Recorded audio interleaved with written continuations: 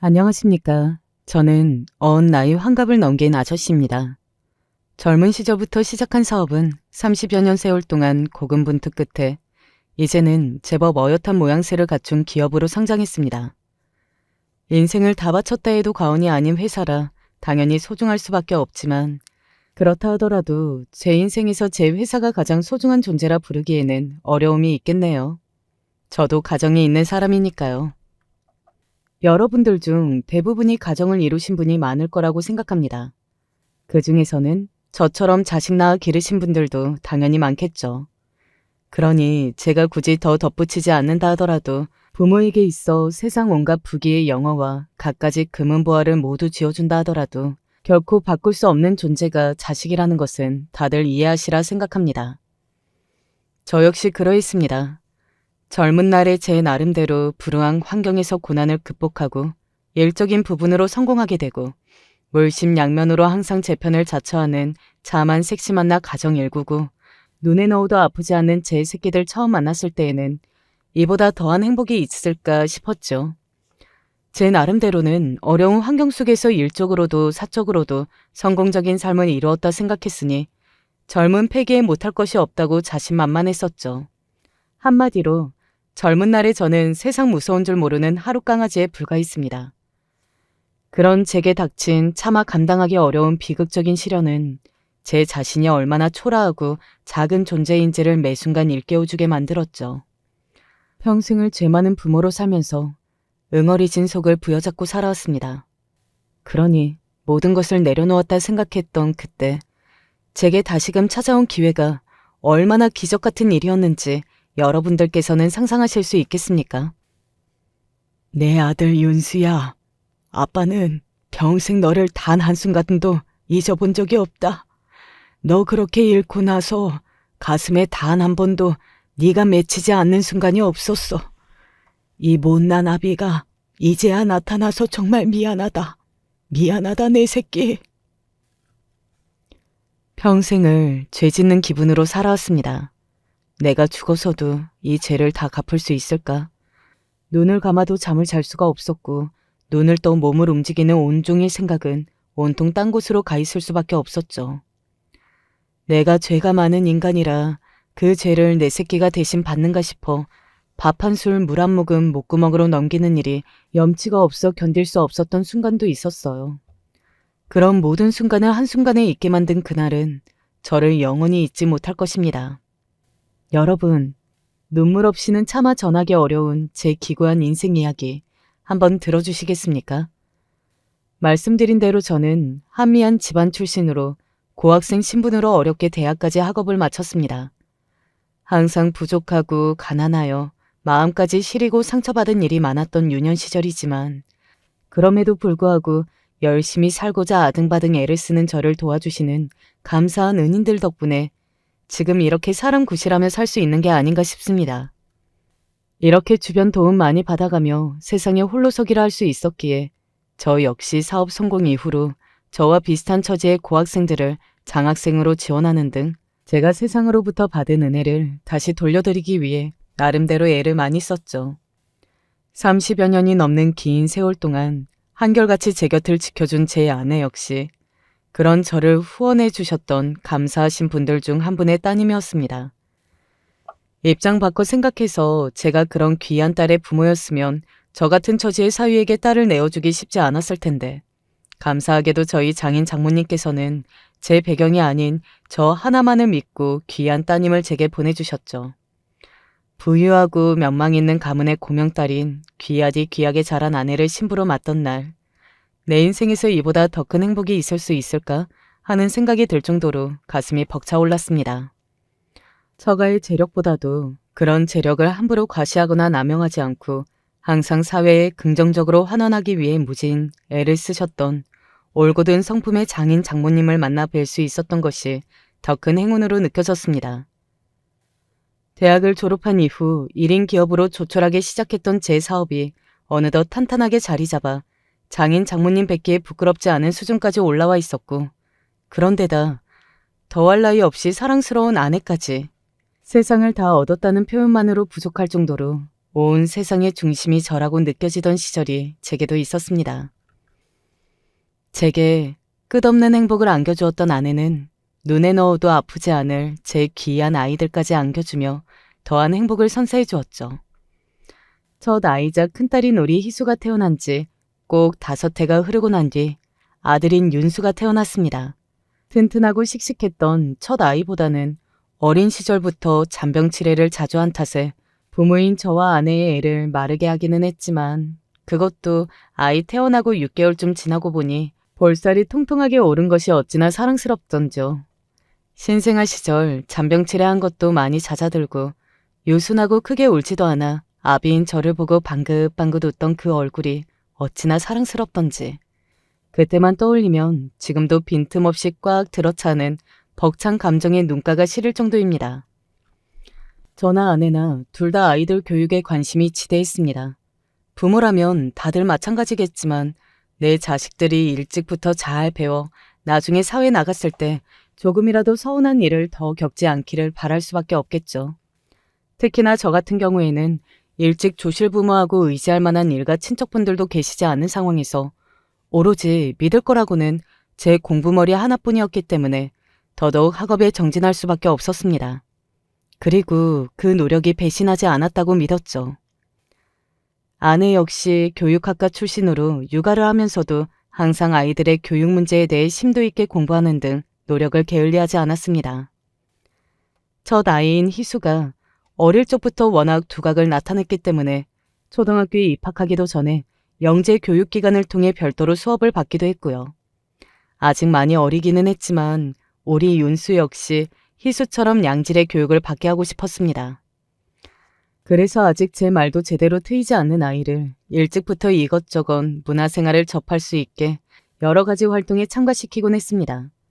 대부분은 아내가 직접 아이들을 데리고 다녔지만 믿을 만한 지인들 소개로 이런 교육을 전문적으로 하는 곳에 보내기도 여럿이었어요. 보통은 아이들 둘을 함께 보내는 일이 많았는데 그날은 희수가 영재교육 테스트를 받는다고 제 엄마와 둘이 다른 일정을 가게 되었습니다.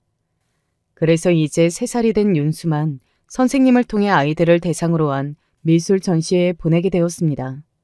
그날 아침에 저는 출근하느라 아이들 엄마는 각자 아이들 나갈 준비를 시키느라 아주 분주했어요.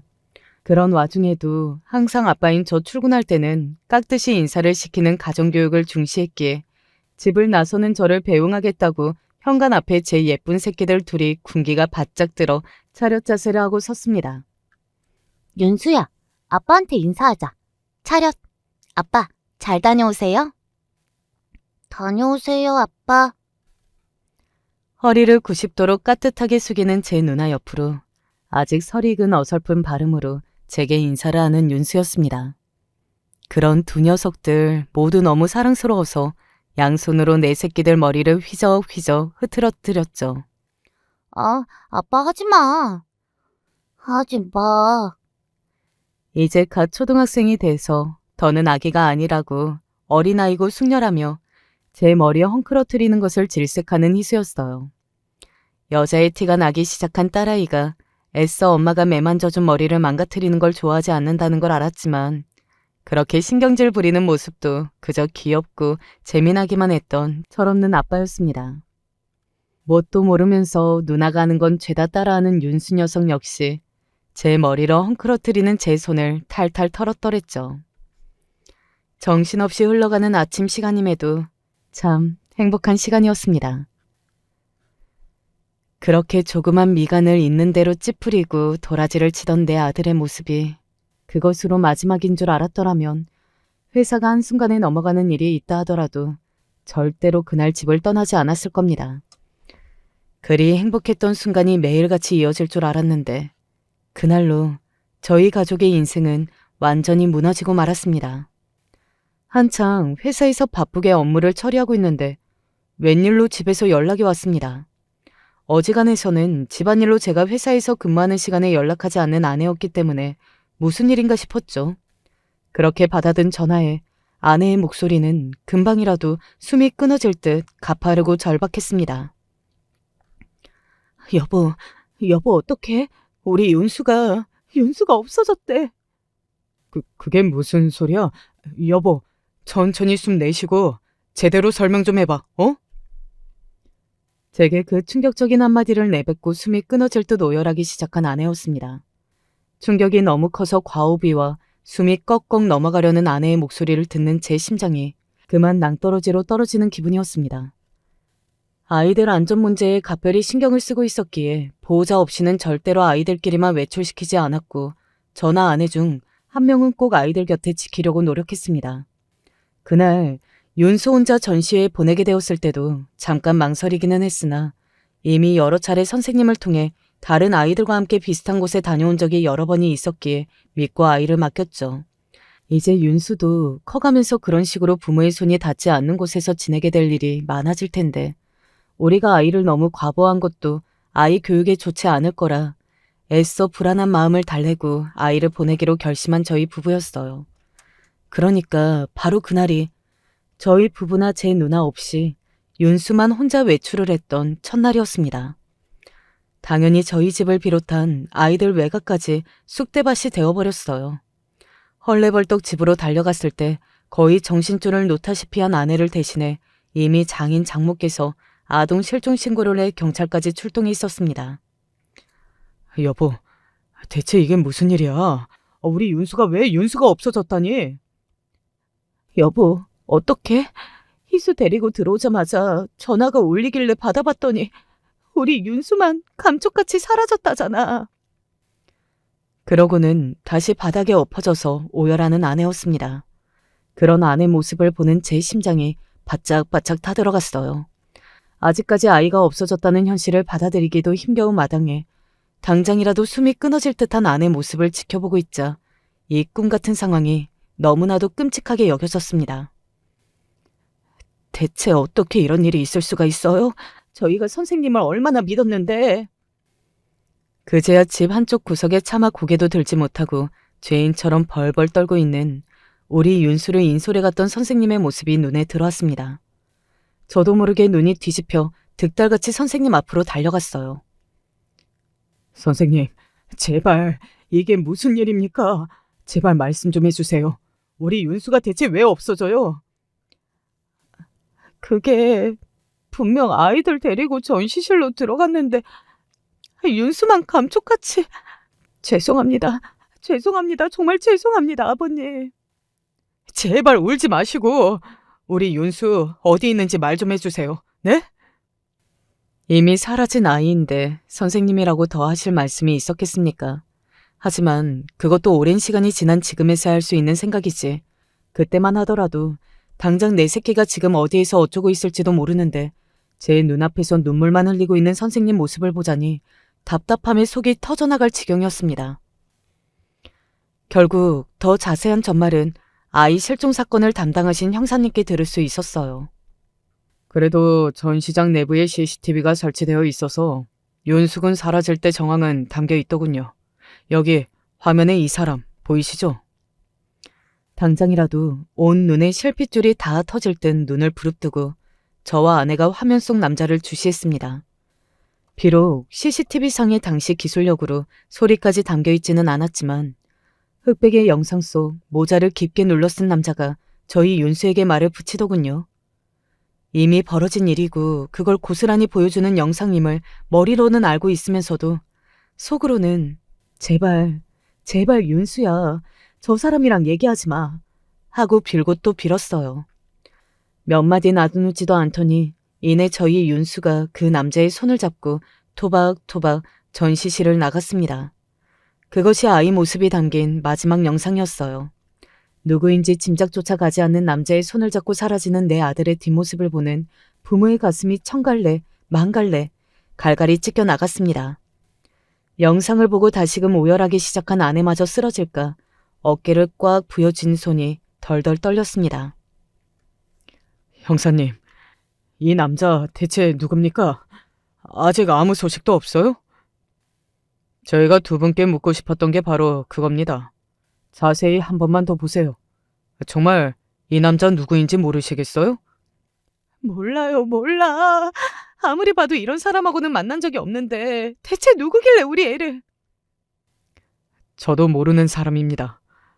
혹시 모르니까 저희 직원들하고 접촉이 있는 사람인지 한번 확인해 보겠습니다. 네. 윤수근이 아무런 저항이나 거부 반응 없이 손을 잡고 나간 걸로 봐서는 저희는 면식범이 아닐까 생각하고 있는데 두 분께서 모르는 얼굴이라 하시니 조금 난감하네요. 그럼 뭐라도 단서가 될 만한 것들을 떠올리시면 말씀해 주세요. 처음에 실종으로 신고가 들어가기는 했으나 결국은 유괴 사건으로 전환이 될 수밖에 없었습니다. 제발 이 일이 그저 나중에 웃으며 넘길 수 있는 해프닝으로 끝나기를 바라고 또 바랐지만 불행하게도 그런 일은 일어나지 않았습니다. 그렇게 하루 이틀 시간은 점점 흘러만 가는데 여전히 우리 윤수에 대한 소식은 실마리조차 찾을 수 없었어요. 그러는 동안 아내는 까무러쳤다 깨어나서 다시 윤수를 찾으며 울부짖기를 반복했습니다. 한마디로 사람 꼴이 아니었어요. 저러다 윤수 찾기도 전에 아내가 먼저 잘못될까봐 너무나 두려웠습니다. 제 딸이 손자를 잃고 하루하루 말라 죽어가는 모습을 보는 장인 장모님께서는 또 어떠셨겠어요. 세상 남부러울 것 없었던 다복하고 행복이 넘치는 가정은 어느새 세상에서 가장 불행한 가정이 되고 말았습니다. 아빠, 나 집에 언제 가요? 사태가 심상치 않게 돌아가고 있는데 도저히 딸아이인 희수를 저희가 챙길 여력이 되지 않았어요. 그렇게 엄마가 감기에 걸려서 옮을까 걱정이 된다는 핑계를 대서 희수를 처갓집에 맡겨놓았습니다. 하지만 워낙 똘똘한 아이이다 보니 아마 처음부터 뭔가 이상하다는 눈치를 채고 있었을 겁니다. 거기다 아무리 감기가 걸렸다곤 하나 다정한 엄마 아빠가 자기 얼굴 한번 보러 오지 않는데 아이 입장에서는 불안할 수밖에 없었겠죠. 더군다나 엄마가 아프다고 외갓집으로 건너갔는데 동생인 윤수는 보이질 않으니 아이도 불안하다 못해 무서웠을 겁니다. 어떻게든 그런 딸아이를 달래주려 했지만 낌새가 이상함을 눈치챘음에도 불구하고 눈치가 빤한 아이가 제 동생 이야기를 묻지 않는 것에 어떻게 대응해야 할지 몰라 목이 메었습니다. 희수야, 미안해. 엄마가 조금 더 쉬셔야 할 것 같아. 아빠가 금방 우리 희수 데리러 갈게. 조금만 기다려줘. 알았지? 그렇게 전화를 끊고 아내나 장인 장모님께서 혹여나 들으실까 싶어 양손으로 제 입을 틀어막고 구석에 박혀 오열했습니다. 당장 나라도 정신을 차리지 않으면 우리 윤수가, 아내가 어찌 될지 모른다는 공포에 질려 간신히 정신을 붙들고 있기는 했습니다만 저 역시 자식 잃은 아버지가 아닙니까? 당장이라도 쓰러질 듯한 몸을 간신히 부지하고 있었던 것이 딸아이 목소리를 듣고 나니 그만 한순간에 무너지고 말았습니다. 대체 이 일을 어찌해야 하나? 내 아들 윤수는 도대체 어디로 간 건가? 상상조차 하고 싶지 않지만 우리 윤수가 정말 살아있기나 한 건가? 불길하고 끔찍한 생각이 해일과 같이 밀려와 도무지 감정을 주체하기 어려웠습니다. 아이가 낯선 남자 손에 이끌려 사라졌다는 걸 알게 된 후로 미친 듯이 남자의 행방을 수소문하고 회사 직원들에게까지 영상을 보여주며 혹여나 알아보는 이가 있는지 눈에 불을 켜고 찾았으나 그런 사람은 결코 나타나지 않았습니다. 대체 이 남자는 어디에서 나타난 어떤 사람이며 무슨 이유로 내 아들을 데려갔는지 짐작조차 할 수 없었어요. 보통 유괴라고 하면 돈을 요구하는 게 대부분이고 제가 하고 있는 사업이나 아이들 외가의 경제력을 고려하면 충분히 돈을 요구할 법도 한다고 예상했지만 그 이후로 아이를 데려갔다는 사람에게서 접촉은커녕 전화 한 통 받은 적이 없었습니다. 경찰 측에서도 금방 범인으로부터 연락이 올 줄 알았는데 오히려 며칠이 지나도록 잠잠하자 난감해하는 기색이 느껴졌습니다. 보통 이럴 때는 아이를 인질로 잡아 금전을 요구하는 것이 대부분인데 이렇게 아무런 연락이 없는 것이 솔직히 상황이 더 어렵습니다. 이렇게 유괴가 장기적으로 이어지는 상황에서는 최악의 상황까지 고려를 하심이 안 돼요. 안 돼. 윤수야. 일주일이 넘도록 사건에 전혀 진척이 없자 저희 부부 안색을 살피며 어렵게 입을 땐 형사님이셨습니다. 그 말을 듣고 거의 산송장이 된 아내가 또다시 경기를 일으키며 입에 거품을 물고 뒤로 넘어갔어요. 여보, 정신 차려. 제발 정신 차려, 여보. 충격에 정신을 놓아버린 아내를 부여잡고 피를 토하는 심정으로 울부짖었습니다. 대체 내게 왜 이런 일이 생겼나? 세상을 너무 만만하게 생각한 내 자만에 대한 벌을 내리시는 건가? 데려갈 거면 차라리 나를 데려가지. 그 어린 것을, 내 어린 아들이 무슨 죄가 있다고 그 아이를 데려갔나? 온 세상에 저주를 퍼붓고 싶은 심경이었습니다. 그러다 또 퍼뜩 내가 이렇게 악랄한 마음을 먹어 내 자식한테 해라도 끼칠까 싶어 누구인지도 모를 존재에게 다시 사죄를 하고 빌고 또 빌었습니다. 제발 우리 윤수, 내 새끼만 돌려주세요. 돌려만 주신다면 제가 가진 건 무엇 하나 빼지 않고 다 가져가셔도 좋으니 제발 내 새끼만 돌려주십시오. 차라리 제 목숨을 내놓으라 하시면 아깝다는 생각조차 하지 않고 내어드릴 수 있노라 그렇게까지 생각했습니다. 그럼에도 불구하고 결국 나의 사랑하는 아들 윤수는 다시는 저희 가정으로 돌아오지 못했습니다. 시일이 지나자 유괴 사건 때문에 저희 집을 들락거리던 형사들의 발걸음도 뜸해지고 집에는 무거운 침묵만이 감돌았습니다. 언제까지 딸아이를 외갓집에만 둘 수도 없어 집으로 아이를 데려오면서도 이게 맞는가 싶었습니다. 이미 사람 꼴이 아닌 제 엄마를 보고 충격을 받은 딸아이의 눈빛을 지금도 기억합니다. 아이 역시 그런 상황을 견디기가 정말 힘들었을 거예요. 누구보다 다정했던 엄마가 저 꼴이 된 것도 모자라 누나 뒤를 졸졸 쫓아다니며 누나가 하는 말이며 행동을 그대로 따라하던 앵무새 같은 동생 윤수는 흔적조차 보이지 않았습니다. 아무래도 아이가 제 엄마 꼴이나 돌아가는 상황을 알게 된 후 받을 충격을 고려해 장인 장모님이 먼저 운을 떼신 모양이었어요. 두 눈에 눈물이 그렁그렁 하면서도 끝까지 제게 윤수의 이름을 꺼내지 않은 딸아이를 보니 너무나 가슴이 아파 온몸이 욱신거리는 기분이었습니다.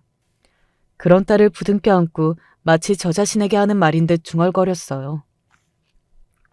괜찮아. 이수야, 괜찮아.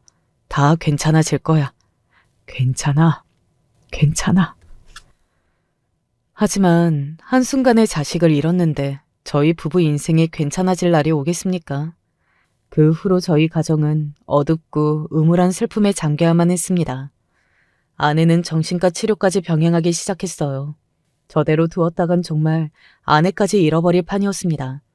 더군다나 딸아이인 희수 입장에서도 저런 엄마의 모습을 감당하기가 여간 힘든 일이 아니었겠죠. 아내 역시 아마 희수가 없었더라면 진작 세상을 버리고도 남았을 겁니다. 좀처럼 기운을 차리지 못하면서도 마지못해서라도 정신과 치료라도 받았던 건 역시 오로지 희수 때문이었겠죠.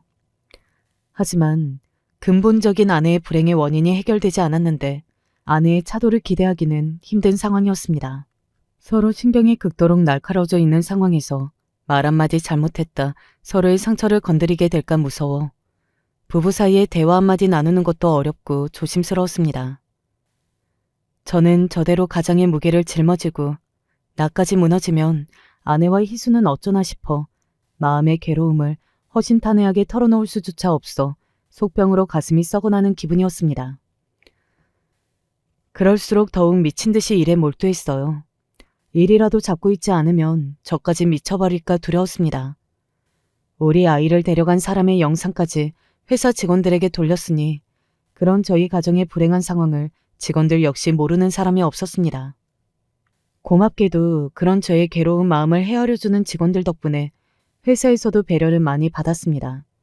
아이를 잃고 집은 쑥대밭이 되고 자식 잃은 고통을 감당하지 못해 미친 듯이 일에만 몰두하는 제 회사 대표가 불편할 수도 있는데도 그런 저를 안타까워하고 묵묵히 회사의 뒷받침이 되어준 오랜 저희 직원들께는 지금도 그저 감사하고 또 감사할 따름입니다. 저나 제 아내에게나 윤수가 사라진 그날 이후로 마치 시간이 멈춰버리는 듯 했습니다. 아이를 잃었던 그 끔찍한 날에서 단 한 발자국도 나아가지 못하는 부모를 보는 희수 역시 괴로웠겠죠. 그 아이 역시 사랑에 맞이하는 제 동생을 잃었는데 그런 상처를 풀 수조차 없었을 겁니다. 희수가 돌아온 이후로 윤수의 이름은 저희 집에서 마치 금기호처럼 되어 있었습니다. 어두운 집안 분위기에 항상 조잘조잘 수다스러웠던 딸아이의 명랑한 목소리도 끊긴 지 오래되었습니다. 희수에게는 미안한 마음을 금할 길이 없었으나 자식 잃은 못난 아비에게는 차마 그 아이의 상처를 보듬어줄 마음의 여유가 없었습니다. 이건 역시 제 입장에서의 핑계에 불과했겠죠. 그럼에도 불구하고 아비 노릇을 제대로 해야 하는 것이 부모의 역할인데 그때는 제가 희수에게 그러지를 못했습니다. 그걸 생각하면 지금도 딸아이에게는 그저 죄스럽고 미안한 마음뿐이에요. 딸아이가 질이 좋지 않은 상급생들에게 지속적으로 괴롭힘을 당하고 돈을 빼앗긴 것도 모자라 온몸이 시퍼렇게 멍이 든 채로 나타났을 때 저희 부부는 그만 눈이 뒤집힐 뻔했습니다. 그간의 정황을 고려하면 결코 하루 이틀 당한 것이 아님에도 저희 부부는 희수 입에서 그와 관련한 그 어떤 말도 단 한마디도 듣지 못했으니까요. 윤수 그렇게 잃어버리고 이제는 희수밖에 남지 않았는데 저 아이가 저렇게 온몸에 멍이 들 때까지 그 누구에게도 도움을 청하지 못했다는 것이 부모들이 엄연히 눈 시퍼렇게 뜨고 살아있는데 전혀 아이에게 의지가 되어주지 못했다는 점이 제 마음을 찢어지게 만들었습니다. 희수야, 아빠한테 얘기를 했어야지. 왜 이렇게 당할 때까지 아무 얘기도 하질 않았어? 애가 끊어지는 심정으로 묻는 말에도 묵묵히 입을 다물고 있는 아이를 보면서 어찌 제가 그 이유를 모를 수가 있었겠습니까? 그저 죄인은 저였습니다.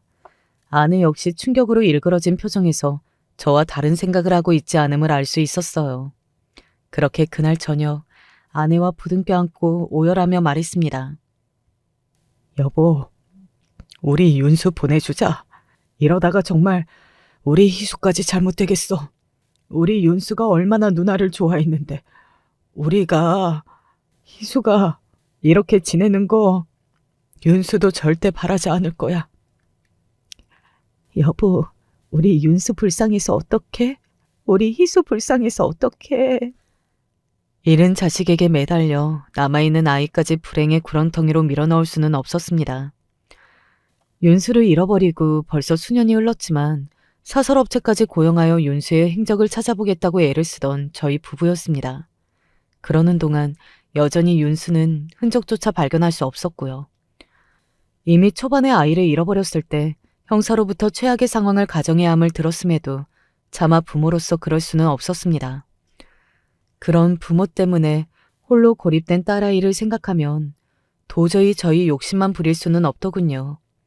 그렇게 저희 부부는 사랑하는 아들 윤수를 가슴속에 묻게 되었습니다. 여전히 저희 부부 곁을 떠난 그 어린 아이를 떠올리면 감당할 수 없는 슬픔이 몰려왔지만 그래도 겉보기에는 사람 사는 것처럼 흉내라도 낼 수 있게 되었습니다. 세월이란 그런 거더군요. 그 시간 동안은 그저 우리 딸 희수를 위해 산다. 그리 생각했어요. 윤수를 떠올리면 미안하고 또 미안했습니다. 하지만 아빠 엄마가 죽어서도 갚지 못할 이 미안한 마음, 우리 착한 아들은 알아줄 거라 그리 생각하면서도 가슴이 아팠어요. 어떤 날은 우리 아이가 어디에선가 건강히 살아주기를 상상하면서도 이미 오래전 그때 세상을 등진 것이 아닐까 싶은 생각에 기분이 나락으로 떨어지는 것도 같았습니다. 그리고 그런 생각이 드는 날이면 죽음도 두렵게 느껴지지 않았습니다. 오히려 눈을 감으면 사랑하는 내 아이 만날 수 있을까 싶어 기대감까지 들곤 했어요. 그런 생각 역시 딸아이인 희수에게는 죄를 짓는 거나 마찬가지였지만 말입니다. 그러니 살아있는 순간만큼은 우리 딸 희수를 위해 살기로 결심했죠. 기특하게도 우리 희수는 가정에 닥친 그 거대한 불행에도 어떻게든 제 몫을 다하려고 애썼고 동생을 잃고 상심이 큰 부모에게 조금이라도 마음의 위안을 주기 위해 정말 최선을 다했습니다. 공부도 항상 잘했고 저희 부부에게 괴롭힘 당했다는 말을 한마디도 하지 않아 가슴 찢어지게 했던 그날 이후로는 그 어떤 말썽을 피우는 일도 없었죠. 희수도 참 힘들었을 겁니다. 사실 남은 가족셋 모두에게 비극적인 일일 수밖에 없었죠. 그럴수록 상처받은 내 가족들을 더 감싸 안고 서로를 위해 살기 위해 노력했습니다. 그렇게 1년, 2년, 10년의 세월이 지나고 또 20년의 세월이 흘렀습니다. 상처받았던 작은 아이였던 희수는 어느새 명문대생이 되고 좋은 직장에 취업을 하고 그러다 제 짝을 만나 단란한 가정도 이루게 되었습니다.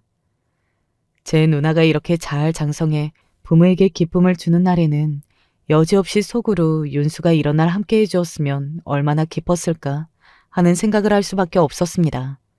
그러지 않아도 매일 우리 아이 생각을 하지 않을 수는 없었습니다. 그새 나이가 든 아내는 꾸준한 치료 끝에 많이 호전되었습니다. 그런다 한들 그 사람 속에 메울 수 없는 거대한 구멍이 뚫리고 말았다는 걸 제가 어찌 모를 수 있겠습니까만 서로를 이해할 수 있는 유일한 존재로서 아내와 그 모진 세월을 서로를 끌어안고 버티고 또 버텼죠. 그러다 보니 딸아이의 저런 좋은 날들도 곁에서 함께할 수 있는 과분한 기회를 얻게 되었습니다. 희수를 생각하면 미안한 일이 한둘이 아니었습니다만 그럼에도 아이를 위해 최선을 다했기에 지난날 이를 악물고 우리 부부가 했던 노력이 허사는 아니었다고 생각했죠. 그렇게 아이를 잃고 30년의 세월이 지나갔습니다. 한때는 끔찍하게도 흘러가지 않는 시간이라 생각했고 또 아이를 잃었음에도 시간이 흘러갈 수 있다는 게 무정하게 느껴지기도 했습니다. 그러다 한 통의 편지를 받게 되었습니다. 이미 편지는 구시대의 산물처럼 되어버린 시대였기에 발신인조차 적혀있지 않은 편지의 존재가 의아하게 느껴졌습니다. 그 수상한 편지의 내용은 애써 차분하게 가라앉혔던 제 마음의 폭풍과도 같은 반항을 불러일으킬 수밖에 없었습니다. 바로 저희 부부가 30여 년 전 잃었던 저희 아들 윤수에 대한 내용이 적혀있는 편지였으니까요. 잘못했습니다. 정말 죽을 죄를 지었습니다. 아이는 보육원에 맡겼습니다. 글자를 한 글자 한 글자 곱씹어 보아도 도무지 머리에 인식이 되지를 않았습니다. 저희 집이 경제적으로 여유가 있다 보니 한 번씩 괜찮아지겠다 싶으면 이런 식으로 들쑤시며 금전적으로 사기를 치려드는 사람이 없었던 것은 아닙니다. 저희 부부가 쉽게 미련을 버리지 못했던 것도 한 번씩 이런 일이 생길 때마다 주체할 수 없을 정도로 흔들릴 수밖에 없기 때문이었어요. 여러분, 어떻게 그러지 않을 수가 있었겠습니까? 머리로는 말도 안 되는 소리라는 걸 알면서도 부모의 마음이라는 게 자식이 걸린 문제에서 어떻게 냉정해질 수가 있었겠습니까? 하지만 그것도 아이 잃어버리고 초반 10년의 일이지. 그 이후로는 이런 일이 있었던 적이 없었습니다. 이어진 편지의 내용은 이러했어요. 편지를 보낸 사람은 아이를 데려간 남자의 아내라고 했습니다. 생활고 때문에 나쁜 마음을 먹은 남편이 아이를 데려갔으나 이를 발견한 아내가 눈물로 호소해 돈을 요구하지 않았다고요. 하지만 남편이 유괴범으로 처벌받을 것을 두려워한 나머지 제 아이를 보육원에 데려다 주었다는 겁니다.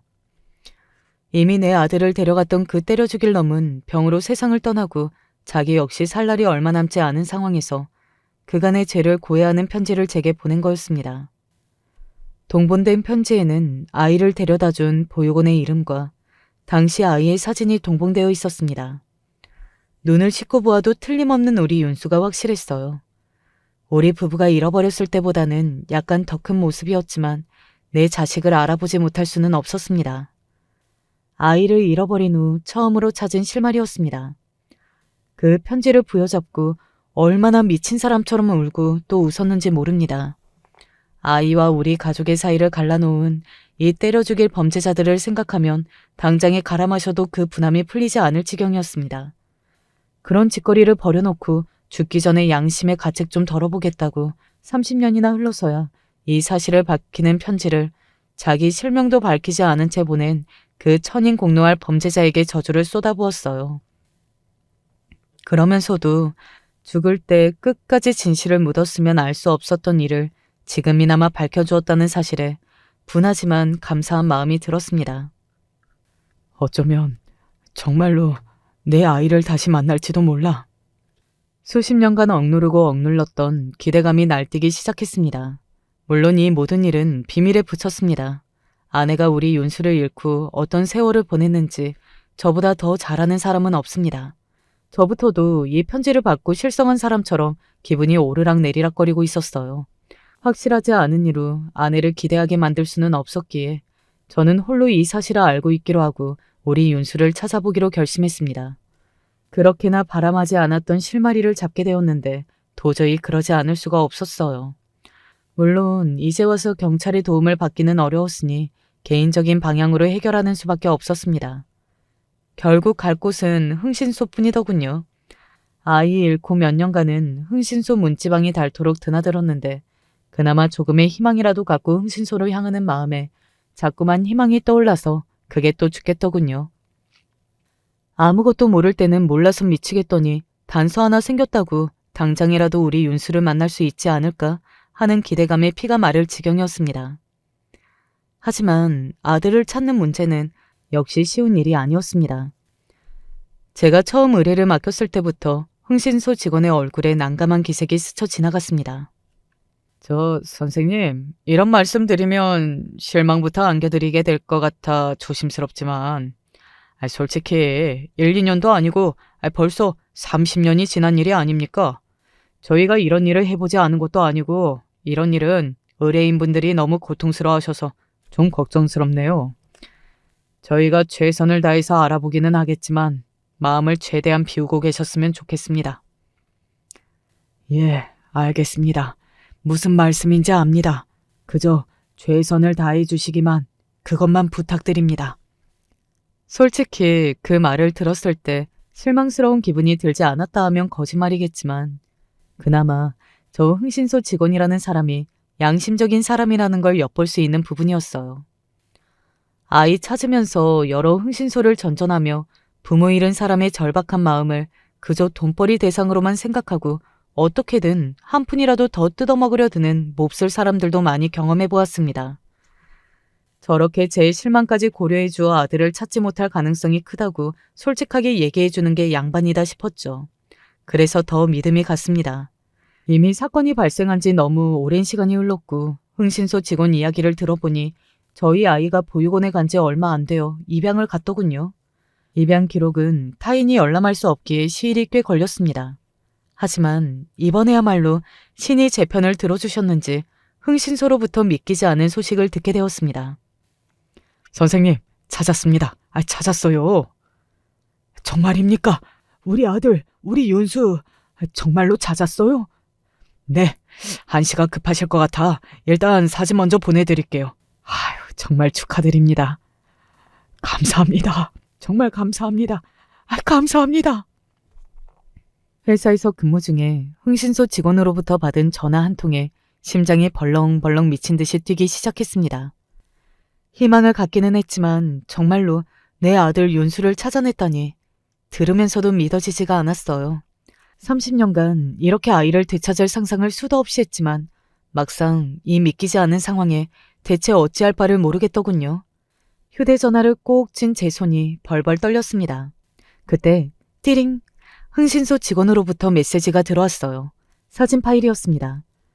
30년이 지났으니 품에 쏙 들어오는 3살 아이였던 윤수가 장성한 30대 청년이 되어 있을 터였습니다. 사진을 받고도 한동안 쉽사리 열어보지 못했습니다. 그렇게 바라고 바라던 순간이었는데 그 순간을 감당하기가 왜 그렇게 힘이 들던지요.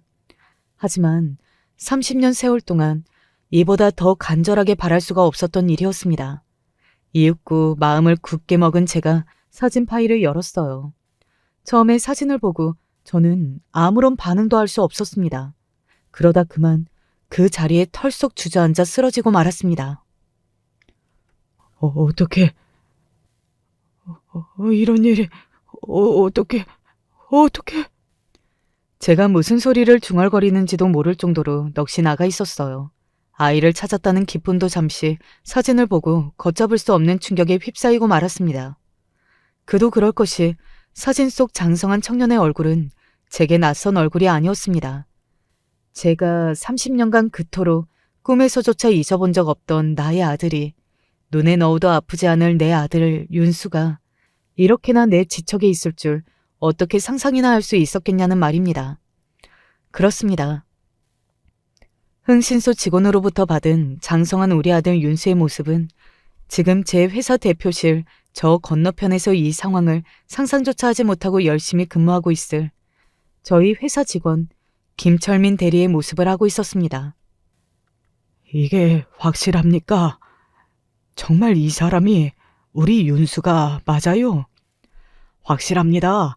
주소지랑 개인정보 같이 받으셨죠? 저희도 이 일하면서 이런 경우는 처음입니다. 이미 흥신소 직원이 저희 윤수가 제 곁에서 일하는 직원이라는 것을 확인한 후였습니다. 믿기지 않음에도 믿지 않을 수가 없었어요. 그렇게 대표실 문을 벌컥 연 저는 저도 모르게 스르륵 사무실 정중앙에 가섰습니다. 한창 열심히 일하던 직원들이 영문을 모르고 우두커니 선 저를 바라봐왔어요. 그 수많은 직원 중에서도 내 아들 윤수, 김철민 대리의 모습이 제 눈에 와 박혔습니다. 다 알고 보니 선한 눈동자가 틀림없는 우리 윤수인데 그동안 어떻게 이걸 모를 수가 있었나 싶어 기가 막혔습니다. 어리둥절하고 걱정스러운 표정으로 제게 다가온 김철민 대리가 제게 말했습니다. 대표님, 괜찮으세요? 어디 편찮으세요? 저도 모르게 부끄러운 줄도 모르고 그 자리에 서서 엉엉 오열하고 있었습니다. 영문을 모르고 걱정스러운 마음에 달려온 김철민 대리. 아니, 내 아들 윤수를 놓칠세라 두려워 덥석 끌어안고서는 그 자리에서 어린아이처럼 엉엉 울고 또 울었어요. 윤수야, 윤수야, 아빠야. 윤수야, 아빠가 미안해. 윤수야. 혼란스러워하는 윤수의 표정을 읽었음에도 차마 제대로 된 말을 떼기가 어려웠습니다. 그렇게 한참을 30년 만에 품에 안은 내 아이를 이제는 저보다 더 커버린 너른 품의 사내가 된 내 새끼를 부여잡고 말하고 또 말했습니다. 감사합니다. 감사합니다. 정말 감사합니다. 겨우 간신히 진정을 하고 나서야 우리 윤수와 그간의 일에 대한 대화를 나눌 수 있게 되었습니다. 아이를 잃어버린 일, 그 이후로 한참을 찾았으나 단서조차 찾을 수 없던 일들을 제 입으로 이야기하면서 차츰 저 역시 정말로 내가 우리 아들 윤수를 찾았다는 실감이 나기 시작했습니다.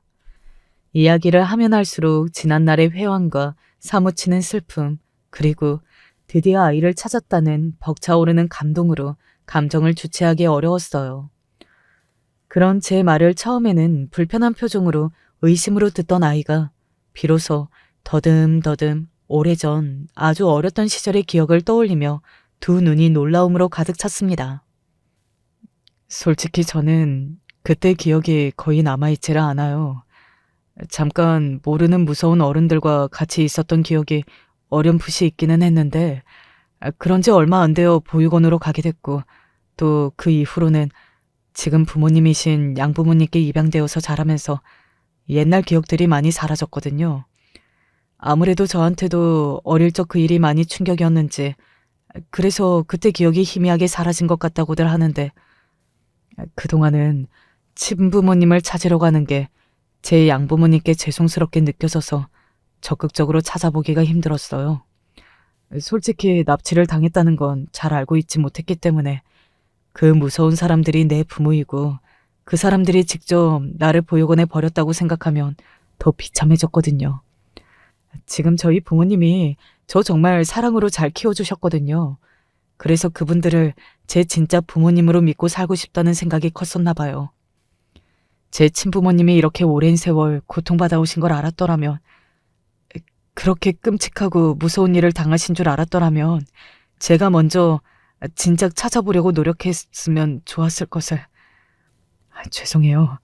저 때문에 정말 마음 많이 아프셨을 텐데 저만 지금껏 이렇게 잘 지내서 정말 죄송합니다. 아니야, 아니야. 나는 네가 지금 내 앞에 이렇게 살아 숨쉬고 있다는 것만으로도 고맙다. 자식 잃은 아비가 무슨 염치가 있다고 이제 와서 네 탓을 할 수가 있겠어. 윤수야, 너는 잘못한 것 하나 없다. 절대로 그렇게 생각하지 마. 고맙다. 고맙다, 윤수야. 아이에게 한 말대로 윤수에게는 그저 고마운 마음뿐이었습니다. 평생 가슴에 묻고 살아야 할 자식으로 생각했는데 내 앞에 나타나주다니. 그동안 내 새끼를 몰라보고 지낸 세월이 아깝고 또 아까울 따름이었습니다. 물론 그러고도 아이 입장에서는 제가 낯설 수밖에 없고 또 거의 평생을 김철민으로 다른 부모 밑에서 자라왔으니 사랑하는 내 아들이 나를 어색해하는 건 어쩔 수 없는 일이었죠. 그걸 머리로는 이해하면서도 가슴으로 서운한 생각이 드는 게 참 내가 배가 불렀다는 생각이 들더라고요. 그저 찾을 수만 있다면 내 모든 것을 내어주어도 아깝지 않다고 생각했으면서 막상 아이를 찾고 나니 바라는 것이 벌써부터 늘어나기 시작했어요. 인간이란 참 욕심이 끝이 없는 동물이라는 생각이 들었습니다. 윤수야, 많이 어색하겠지만 먼저 네 엄마부터 만나줄 수 있겠니? 나도 나지만 네 엄마가 정말 많이 힘들었어. 너한테 많이 부담스러울 거라는 건 알지만 그래도 네 엄마만큼은 꼭 만나줬으면 좋겠다. 그럴게요. 당연히 그래야죠. 저와 아내 그리고 희수까지 평생 윤수를 잊지 못하고 그리워한 세 사람이 드디어 되찾은 윤수와 다시 좋아하게 되었습니다. 그날은 온 집안이 그야말로 눈물바다였어요. 온몸에 물이란 물은 다 쏟아낼 듯 오열하는 아내와 딸 희수였습니다. 윤수야, 엄마가 정말 미안해. 엄마가 빨리 데려오지 못해서 정말 미안해. 엄마가 미안해. 윤수야, 누나가 미안해. 그날 누나만 아니었으면 너 혼자 거기 갈 일은 없었을 텐데. 나 때문에. 아니에요. 그러지 마세요. 두 분 잘못하신 거 아무것도 없어요. 저 그동안 정말로 잘 지냈어요. 저는 고생 모르고 자랐으니까 저한테 미안해하지 마세요. 오히려 제가 죄송해요. 저 때문에 다들 얼마나 힘들게 지내셨을지. 울지 마세요. 네? 고작 3살 나이에 헤어져 30여 년 지나 청년이 되어 만나는 친가족들이니 윤수 입장에서는 사실 낯선 사람이나 다름없을 터였습니다. 그럼에도 불구하고 되찾은 소중한 아이를 보며 가슴이 무너져 내릴 듯 우는 제 엄마와 누나를 든든하게 보듬어주는 착한 아들이었습니다. 그래요. 저 아이는 분명 제 아들 윤수가 틀림없었습니다. 저 역시 비로소 다시 4명이 된 내 사랑하는 가족들을 바라보며 또 한 번 뜨거운 눈물을 쏟아냈습니다. 제 인생에 다시금 이런 날이 오다뇨. 우리 집 풍경 안에 우리 윤수가 들어있는 이런 날이 제가 죽기 전에 다시 오다뇨. 이보다 더한 기쁨이, 이보다 더 큰 행복이 있을 수 있을까요? 비로소 그 긴 시간 끝에 제 가정이 완전해졌음을 실감하는 순간이었습니다. 그 이후로는 그야말로 행복이 넘치는 시간만이 이어졌습니다. 먼저 피 한 방울 안 섞인 우리 윤수를 가족으로 받아들여 주시고 지금껏 사랑으로 키워주신 감사한 양부모님께 인사를 드렸습니다. 정말 감사합니다. 우리 아이 살려주셔서, 이렇게 잘 키워주셔서 어떤 말로 이 감사함을 표현해야 할지 모르겠습니다. 두 분이 정말 저희의 은인이십니다. 덕분에 저희가 숨쉬고 살 수 있게 되었어요. 정말 감사드립니다. 감사합니다. 저희야말로 우리 귀한 아들 낳아주셔서 정말 감사드려요.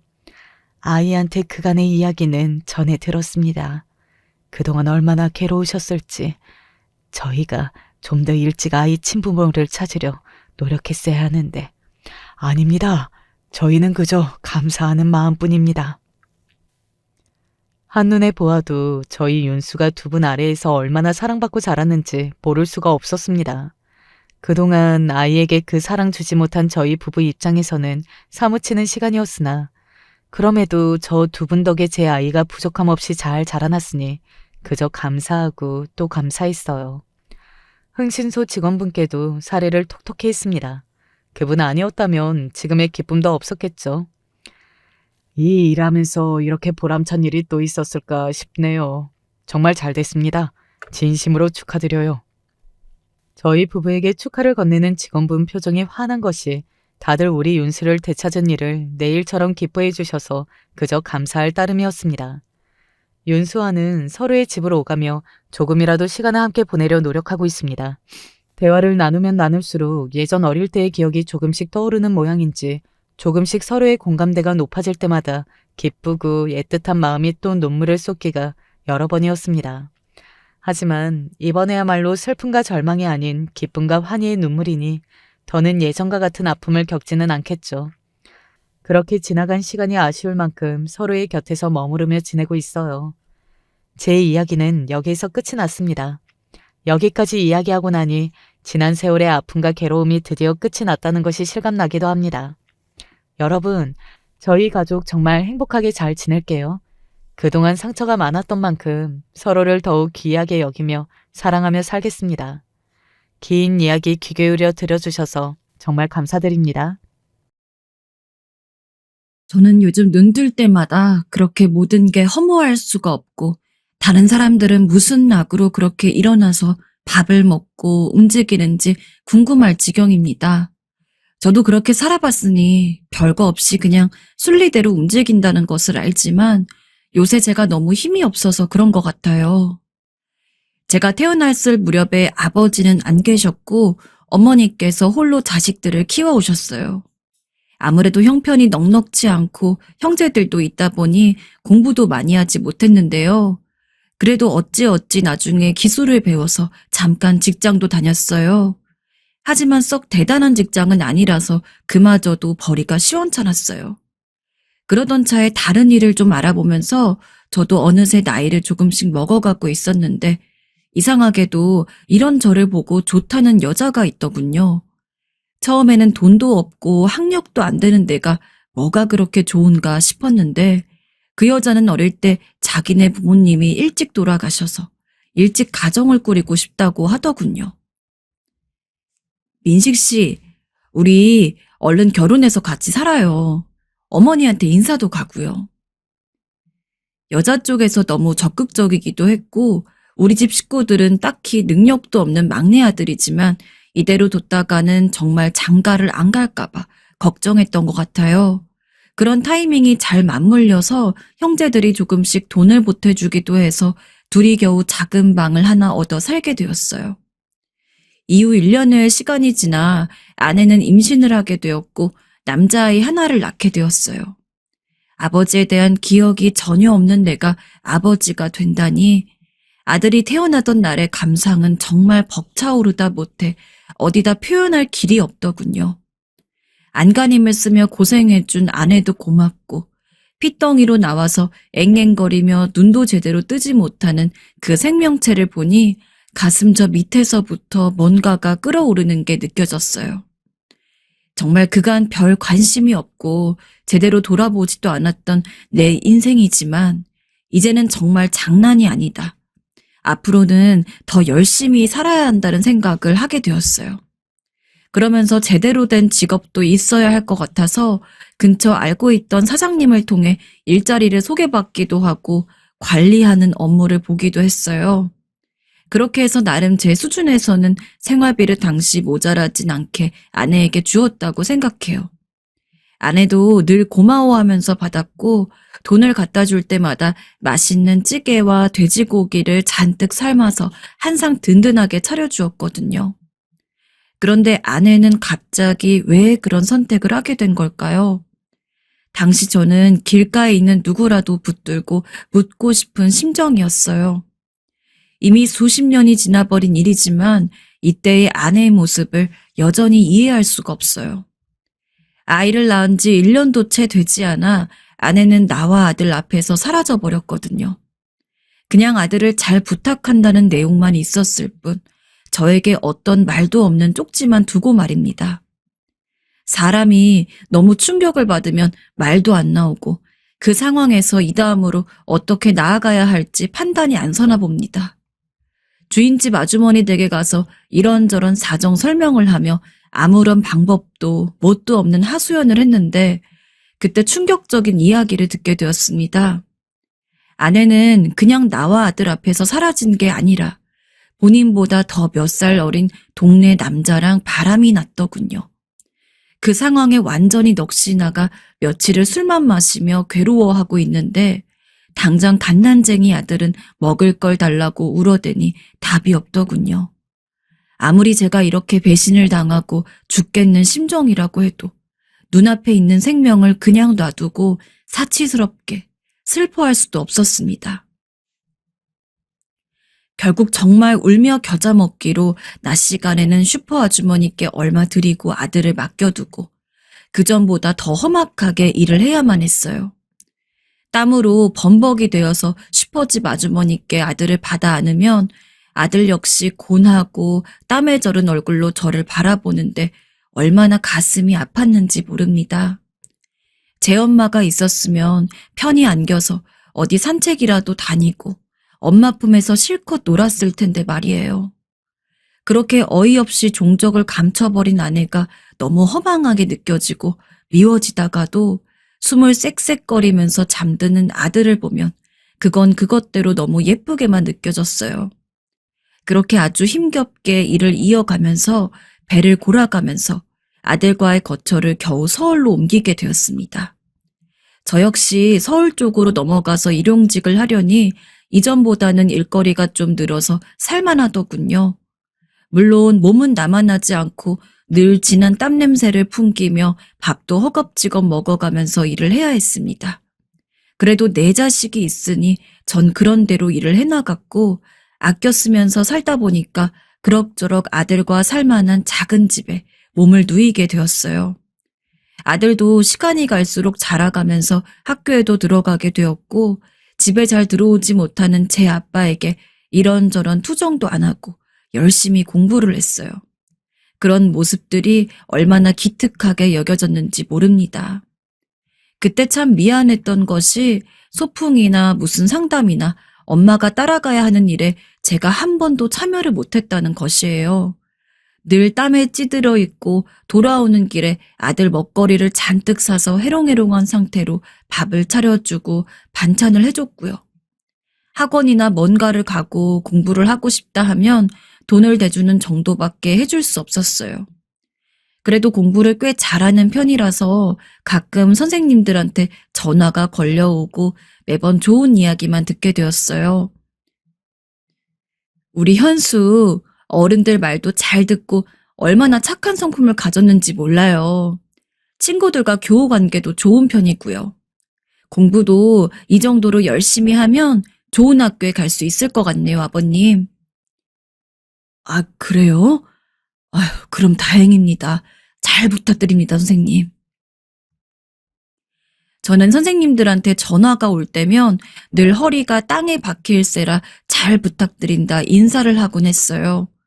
아내와 그렇게 어이없이 떨어지게 되고 혼자 온갖 고생을 해가며 아들을 키운다는 게 참 서글펐지만 아들은 묵묵히 이렇게 한자리에서 힘내주면서 나름의 성과를 보이고 있다는 것이 제게 큰 힘이 되었거든요. 심지어 아주 신기하게도 아들은 저에게 생각지도 못한 기쁨을 안겨주었습니다.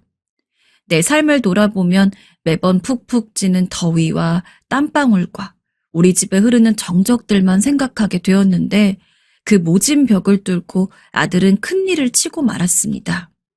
바로 당당하게 의대에 합격해버리더니 그 길로 의사의 길까지 큰 풍파를 겪지 않고 쭉쭉 이어서 가게 된 것이었어요. 당시 저는 노가다를 하면서 일을 해오던 중 이제 몸이 슬슬 축나는 고로 일을 좀 쉬고 싶었으나 아직 아들이 장가를 안 갔으니 좀 더 해야 되겠더군요.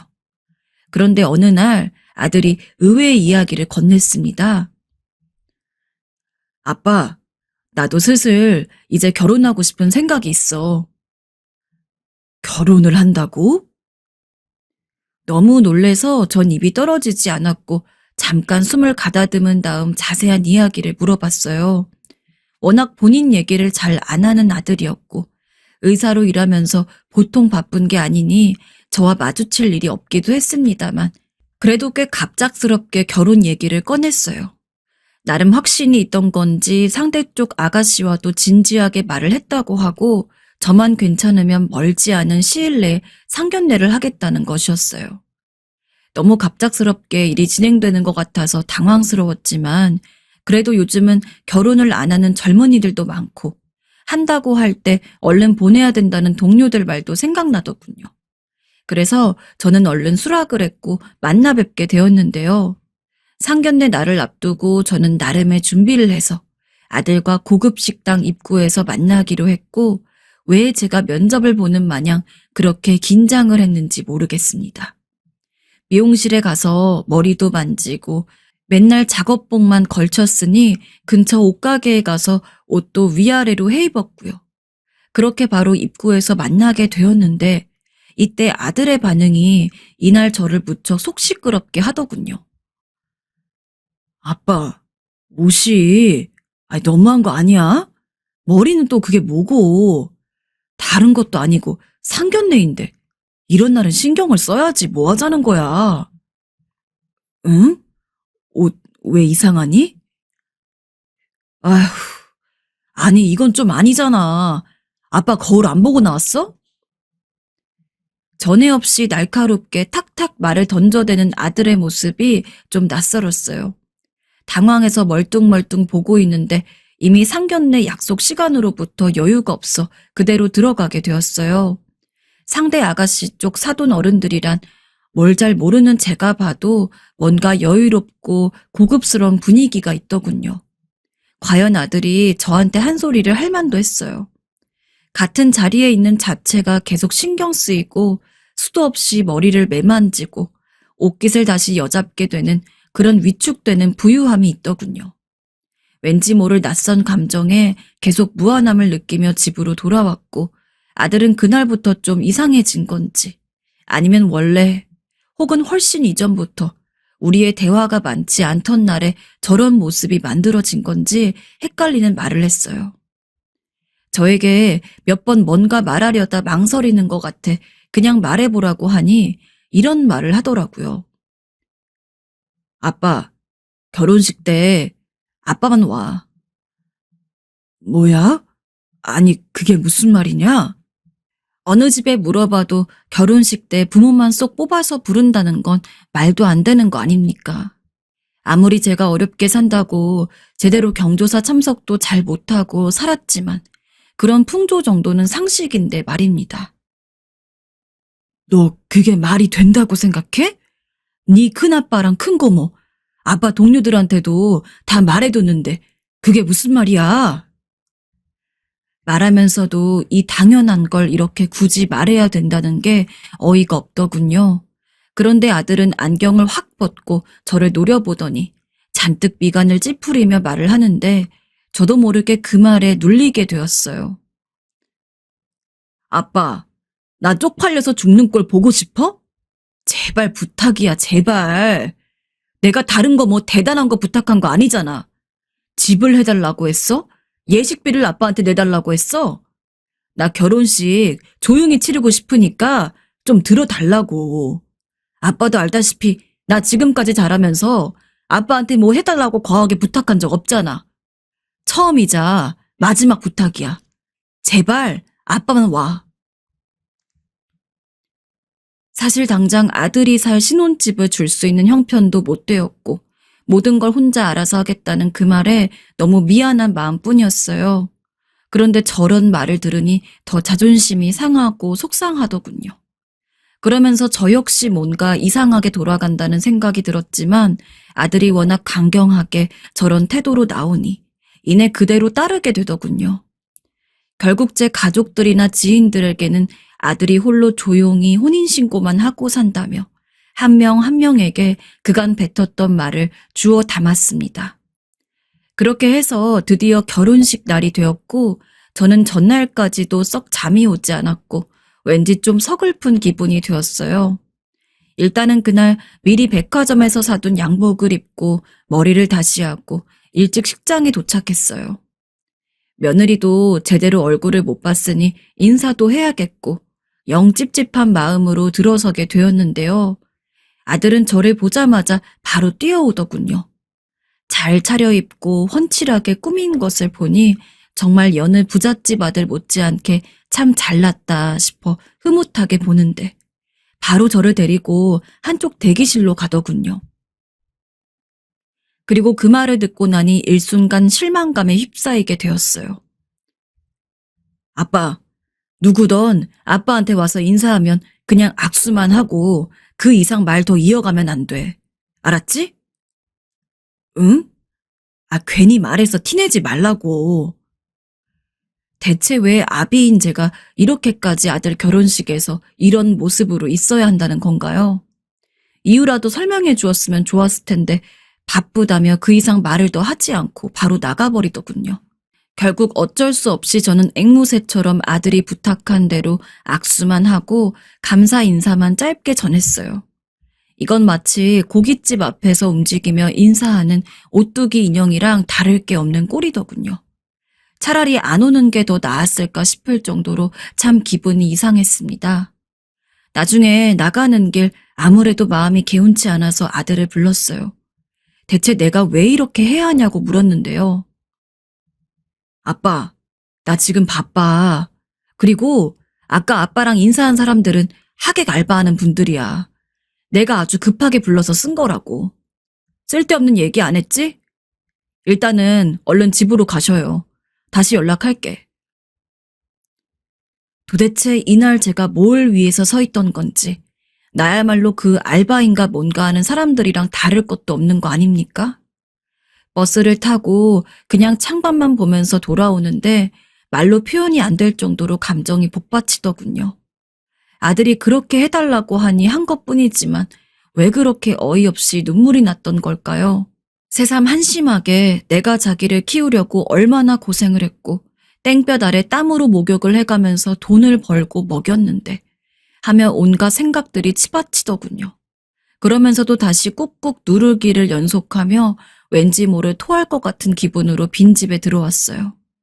좀 시간이 지나 아들에게 연락이 왔고 전 이미 마음이 꽤나 상해 있어 곱게 받지 않게 되더군요. 아빠, 잘 들어갔지? 고생하셨네.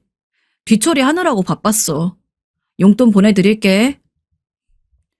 정말 성의 없이 제 할 말만 하고 끊어버리는 바람에 제가 상처받았던 상황들에 대해 한마디도 풀지 못했어요. 그런데 이후로 참 이상한 것이 이후로 일주일이 지나고 2주가 지나고 한 달이 돼도 아들의 연락은 거의 없었습니다. 그나마 기억나는 게 명절 때 전화가 왔고 둘이 번갈아 가며 아주 짧은 몇 초 정도의 인사만 할 뿐 못 가서 미안하다며 용돈을 보내겠단 말만 하더군요. 그러고 얼마 지나서 확인해 보니 용돈도 보내지 않았어요. 처음에는 까먹었나 싶었지만 며칠이 지나도 보내지 않았고 이제 별게 다 서운하고 짜증스러워지더군요. 저에게 가족이란 아들 하나밖에 없었는데 제 가정이 생겼다고 아비는 완전히 모르는 척하나 싶었어요. 결국 며칠을 고민하다가 전화를 걸었는데 그날 저는 적잖은 충격을 받게 되었습니다. 몇 번이나 다시 누르고 전화 버튼을 눌러도 돌아오는 답은 같았어요. 지금 건 번호는 없는 번호라는 말이요. 나중에는 계속 누르다 못해 화로 번져서 이불에 전화기를 내동댕이 칠 정도로 아들이 저를 일방적으로 그렇게 무참히 단절해버린 현실은 정말 말이 안 되는 상황이었습니다. 제가 대체 뭘 잘못했다고, 아니 우리 사이에 무슨 일이 그렇게 있었다고 저를 그렇게 마네킹도 못하게 취급을 한 데다가 연락까지 끊어버린 거랍니까? 생각해보니 아들은 저한테 결혼해서 살 집에 대해서도 뭔가 자세히 말해주지 않았고 그 무렵 옮겼다던 병원에 대해서도 위치 같은 것도 확실히 얘기해주지 않았어요. 제 쪽에서 아무리 아들 쪽에 연락을 하려고 해봤자 방법이 없었어요. 믿어지시나요? 전 그 상태로 2년이 넘도록 아들과 며느리 쪽에 아무런 무엇도 없이 지내야만 했습니다. 그렇게 지내는 동안 저는 가히 제정신이 아니었고 매일을 술 없이는 잠을 잘 수가 없었어요. 입맛도 없고 속 아프게 술만 들이마시느라 가끔 정신이 아찔한 날도 있었습니다. 돈 벌어서 생기는 모든 걸 다 아들과 이 작달만한 집에 보태며 살았더니 여전히 저는 하루 벌어 하루 살아야 하는 형편이었고 술 마시다 돈 떨어지면 고꾸라진 몸을 일으켜 또 일하러 나가고 다시 또 널브러져 있다가 돈 떨어지면 다시 나가는 식으로 살게 되었습니다. 그렇게 지내고 있던 중 가뜩이나 힘들어 비틀비틀 거리는 저를 누가 발로 걷어차는 마냥 비참한 상황을 또 만나게 되어버렸습니다. 정말 아예 일어설 힘을 다 빼버리려고 작정한 듯 세상은 왜 이렇게 저한테 매정하게 구는 걸까요? 때는 올해 설이었고 집에서 이러고 있는 저를 형과 누나가 불러서 떡국 먹자고 하기에 오랜만에 들렸어요. 그날 마침 큰 조카가 자기 애들을 데리고 왔더라고요. 그 모양을 보고 한없이 또 서글퍼져서 멍하니 보고 있는데 조카가 저에게 건넨 말을 듣고 머리가 너무 띵하다 못해 기가 막혔습니다. 작은아빠, 현수 요즘 엄청 잘 나가죠? 강남 어디 쪽 부근에 성형외과도 차렸던데? 우리 와이프도 가끔 SNS 같은 데서 봤다면서 엄청 신기해해요. 삼촌 진짜 고생 많이 하셨는데 보람 많으시겠네요. 솔직히 용돈 엄청 많이 받고 계시죠? 자식 잘 키우셔서 덕을 톡톡히 보시네요. 어? 그래. 그럼 당연하지. 아들은 저와는 연락을 끊어버리고 혼자 그렇게 비싼 땅에 병원을 차려서 쭉쭉 성공의 가도를 달리고 있다더군요. 그날 일단은 말을 얼버무리고 집으로 돌아왔지만 아무리 생각해도 이건 아니지 않나 싶었고 속이 부글부글 끓어올라 이렇게 앓느니 직접 만나기라도 해야겠다 싶었어요. 정말 창피하고 죽고 싶을 정도로 수치스러웠지만 큰 조카에게 전화해서 상황을 말하고 병원 위치를 알아냈습니다. 당황하고 미안해하는 조카의 반응을 신경 쓸 겨를도 없이 저는 무작정 그 길로 병원으로 쳐들어가게 되었어요. 입구에서 만난 아들은 바로 저를 단번에 알아보았어요. 보자마자 주변을 살피더니 다시 저를 구석으로 몰고 가는 게 아니겠어요? 아빠, 저기 말이라도 하고. 아니, 연락 드릴게. 일단 가세요. 뭐라고? 저는 그 순간 분노를 참을 길이 없었고 눈에 핏대가 올라오는 게 스스로 느껴질 정도였어요. 정말 눈이 튀어나올 듯 아들에게 뻑뻑 소리를 질러대었습니다. 야, 이 버러지 같은 자식아! 네 애비를 버리고 네만 잘 살면 다야? 네 애비가 그렇게 우스워? 정말 너같이 징글징글한 놈은 내 처음 봤다. 뼈 빠지게 먹여 살려놨더니 애비 가슴에 대못이나 받고 내가 널 그리 키웠냐? 그 허옇고 넓적한 병동 안에서 사방이 대리석인 양 번뜩이는 그 장소에서 내 아들임에도 아들이 아닌 상태로 저를 차갑게 내쫓으려는 아들에게 저는 분노를 토해버렸어요. 주변 환자들이며 지나가는 사람들이 경악하는 얼굴로 일제히 쳐다보았지만 전 더 이상 홀로 술 따위나 마시며 이 모든 걸 감내할 기력이 없었습니다. 뭘 해도 아들에게 다 쏟아내고 끝내버리란 생각뿐이었어요.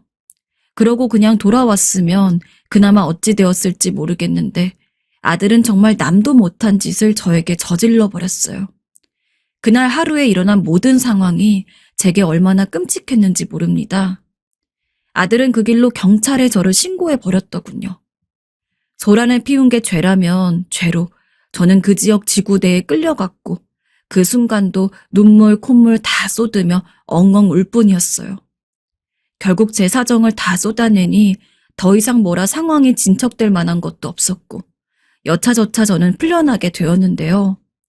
그날 정말 살고 싶지 않은 마음이 격렬하게 들었고 힘없이 터덜터덜 아무 거리나 걸어가고 있었는데 전화가 걸려오더군요.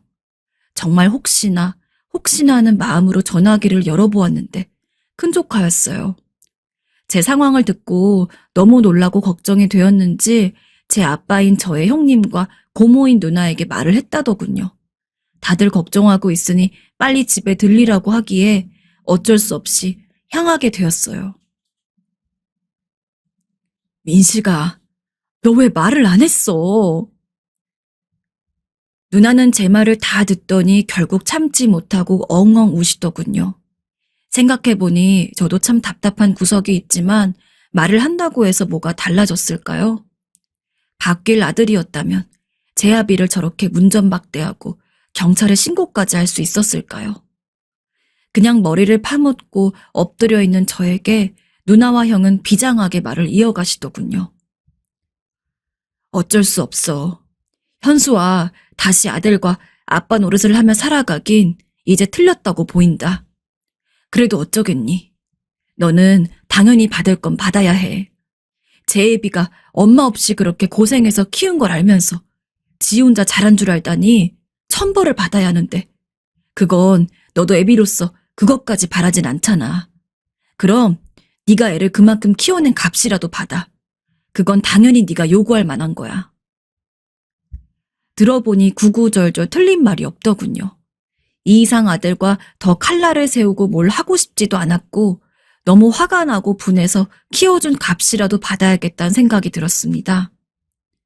그나마 아들 병원에서 머지않은 곳에 있는 형과 누나 집에 왔다 갔다 지내라 하시기에 어찌저찌 버틸 수 있었어요. 저는 하루에 한 번씩 꾸준히 난리를 치지 않고 딱 할 말만 하고 나오기를 며칠을 했어요. 아들 병원에 찾아가서 너 키움값을 내놓으라고 말입니다. 물론 예상은 했지만 아들은 진짜 내가 저걸 끼고 키웠다는 게 환멸이 날 정도로 어이없게 말하더군요. 알았어. 좀 제발. 나는 저를 키우는데 이런저런 사정 물불 가리지 않고 키웠습니다.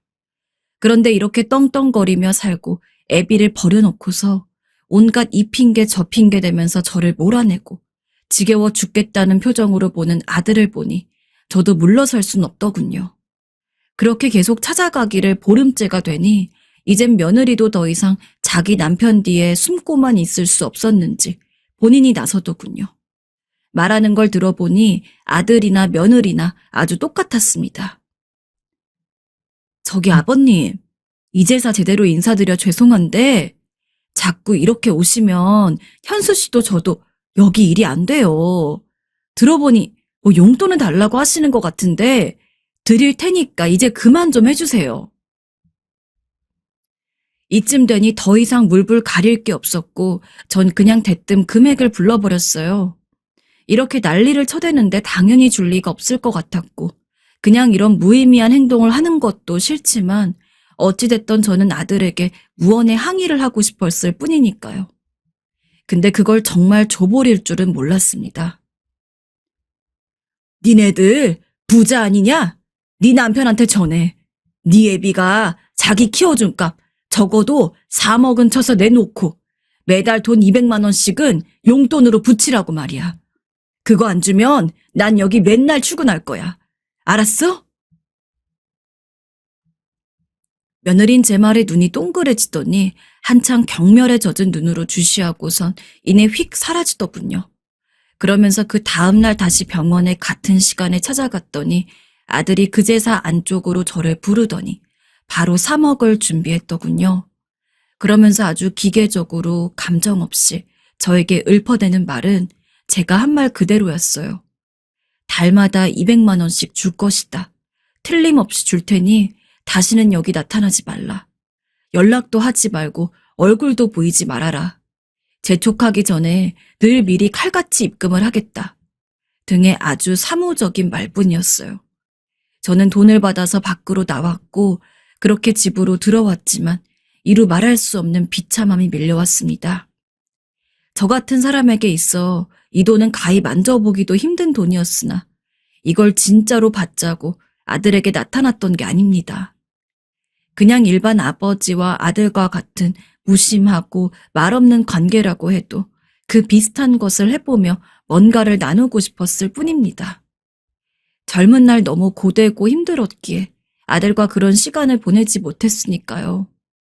같이 삼겹살도 먹고 사는 얘기하고 결혼해서 힘든 게 있으면 말도 어쩌다 하고 보통의 아버지와 아들이 하는 걸 저도 하고 싶었어요. 어릴 적에 밖에 일 다니느라 아들을 혼자 집에 놔두고 외롭게 했던 것이 이런 결과를 자초하게 한 것일까요? 제게 들어온 돈도 그냥 종이덩어리 같고 다시는 얼씬도 못하게 입금되는 200만 원도 저를 향한 사형 선고처럼 느껴질 뿐입니다. 그냥 아들이 저에게 아빠 서운했어? 미안해. 하면서 팔만 조금이라도 뻗어주었으면 좋겠는데. 아니 그런 것도 다 필요 없이 그냥 아빠하고 저를 봐주기만 했으면 좋겠습니다. 이런 걸 소원으로 바라게 된 제 모습이 너무나 비참하고 통탄할 뿐이에요. 어디서부터 뭐가 어떻게 어긋났기에 저와 아들은 이런 시간을 마주하게 된 것일지 여전히 저는 눈뜨기 괴로운 날들을 하루하루 맞이하고 있습니다. 안녕하세요. 아직 결혼하지 않은 예비 신부입니다. 결혼 날짜까지 이제 4개월 정도 남았는데 너무나 고민을 할 만한 일이 생겨서 이렇게 익명으로 사연을 보내봅니다. 부디 인생 선배님들께서 저를 딸이라 생각하시고 조언을 한두 마디씩이라도 해주신다면 감사하겠습니다. 저와 남자친구는 고등학교 시절부터 10년이 넘게 사귄 커플이에요.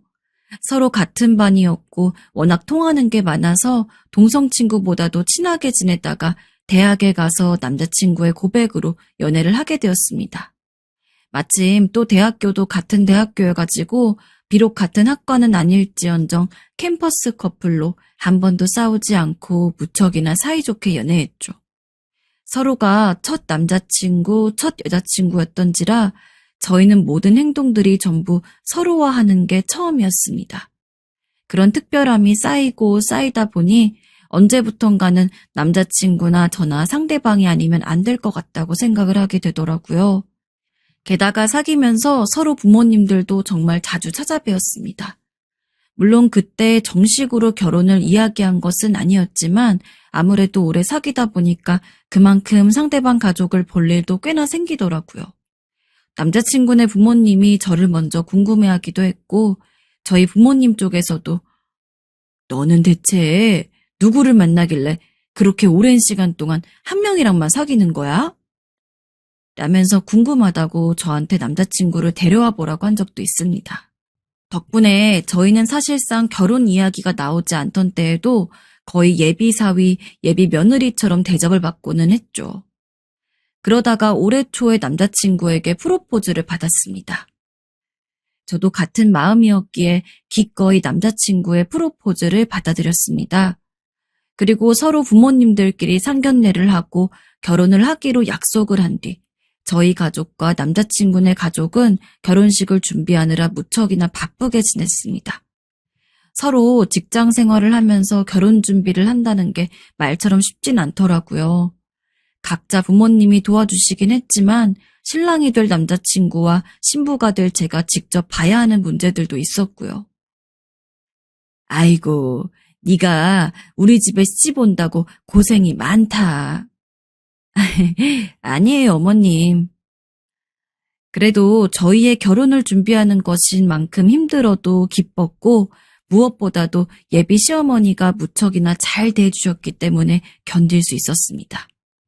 생각해보면 예비 시어머니 저와 남자친구가 연애를 할 당시에도 저한테 엄청 잘해주셨어요.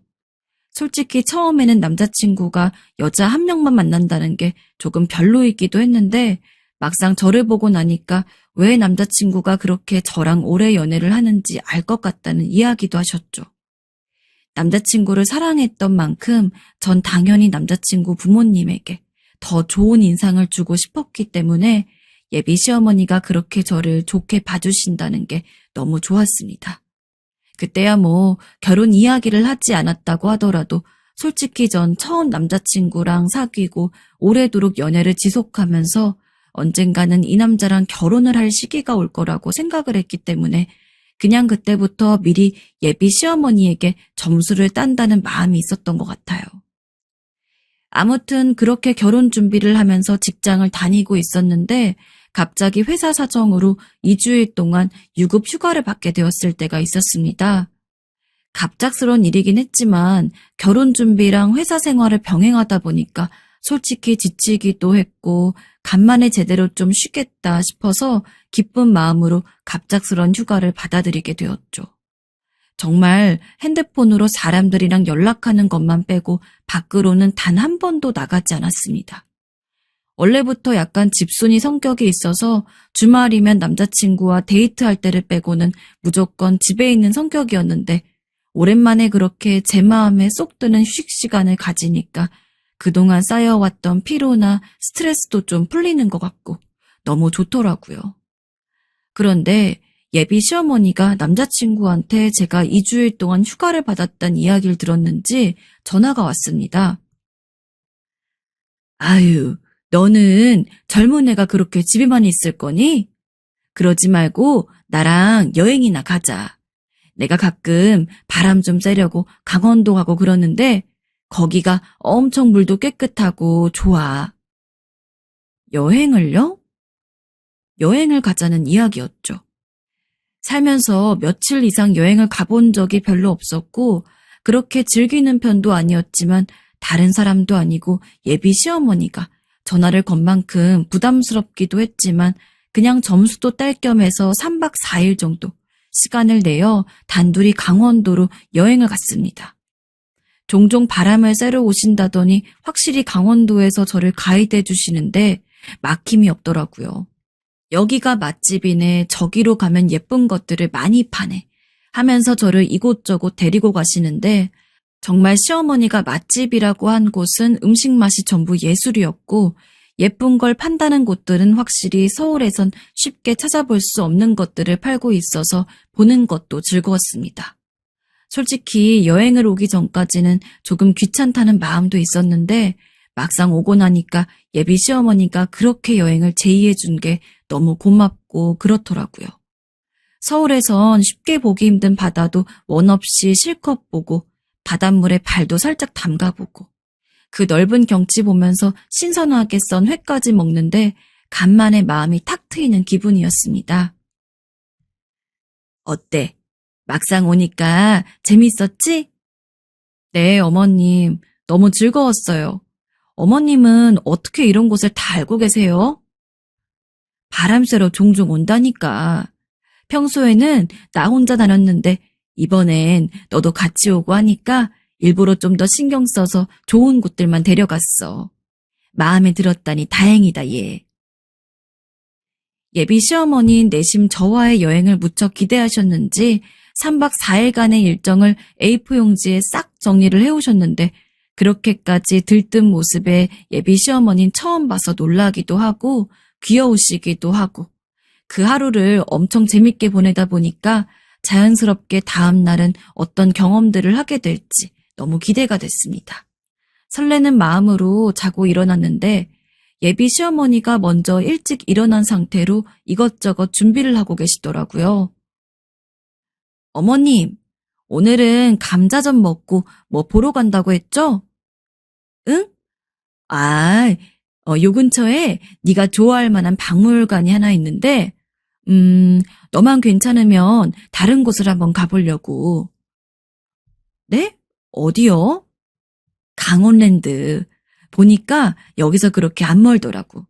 재미로 한번 가보면 좋지 않겠어? 시어머니가 들뜬 얼굴로 그렇게 말을 하는데 솔직히 저는 그렇게 내키지가 않았습니다.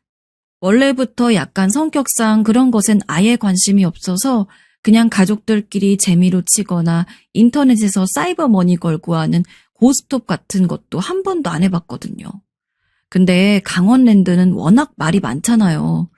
예전에 제가 인터넷을 보다가 강원랜드와 관련된 이야기를 봤는데 그 근처에서 전당포를 하는 사람이 실제로 쓴 글이었습니다. 근데 진짜 전당포에 물건 맡기고 돈 빌려가는 사람 중에서 거기에 찌들어가지고 퀭한 눈을 하지 않은 사람이 한 명도 없다고. 게다가 강원랜드 근처에 먼지가 쌓인 승용차들이 엄청 많은데 그 차 주인들이 다 강원랜드에 온 사람이고 그중에선 극단적인 선택을 한 사람도 많아서 먼지가 쌓인 차 보닛에 살아서 돌아가라는 글자가 적혀있기도 하다고. 물론 제가 직접 본 광경은 아니기에 어느 정도 거짓이 보태어졌을 수도 있겠지만 원래 잘못 발해들이면 한 사람이 패가망신하고도 남잖아요. 솔직히 그냥 재미로 가는 거라곤 해도 괜히 갔다가 맛이라도 들리면 큰일 날 것 같은데 예비 시어머니는 이미 저와 강원랜드에 놀러갈 생각에 엄청 신나있는 느낌이었습니다. 어머님, 아무리 재미로 가는 거라고 해도 TV에서 워낙 강원랜드 관련돼가지고 안 좋은 이야기들을 많이 봐서 그런지 별로 내키지가 않아요. 어머님도 안 가는 게 낫지 않을까요? 꼭 박물관 아니어도 되니까 강원랜드 말고 어머님 가고 싶은데 가요, 오늘은. 아유, 얘는 어쩜 이렇게 간이 작아. 뭐 어때? 그냥 구경만 좀 하자는 건데. 그리고 10만 원씩만 쓰면 아무런 문제도 없고 괜찮을 거야. 강원도까지 왔는데 그런 곳은 한번 좀 가봐야 되지 않겠어? 이런 것도 인생인데.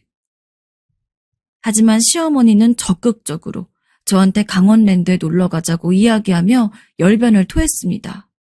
그렇게까지 가고 싶어 하시고 10만 원밖에 안 쓴다고 하는데 그걸 가지고 계속 제가 말리기도 참 그렇고. 그러면 정말 10만 원만 쓰고 돌아가는 거예요? 라고 한 다음에 전 결국 예비 시어머니와 함께 강원랜드로 향했습니다. 가는 내내 전 표정이 별로 안 좋고 시어머니만 신나셨죠.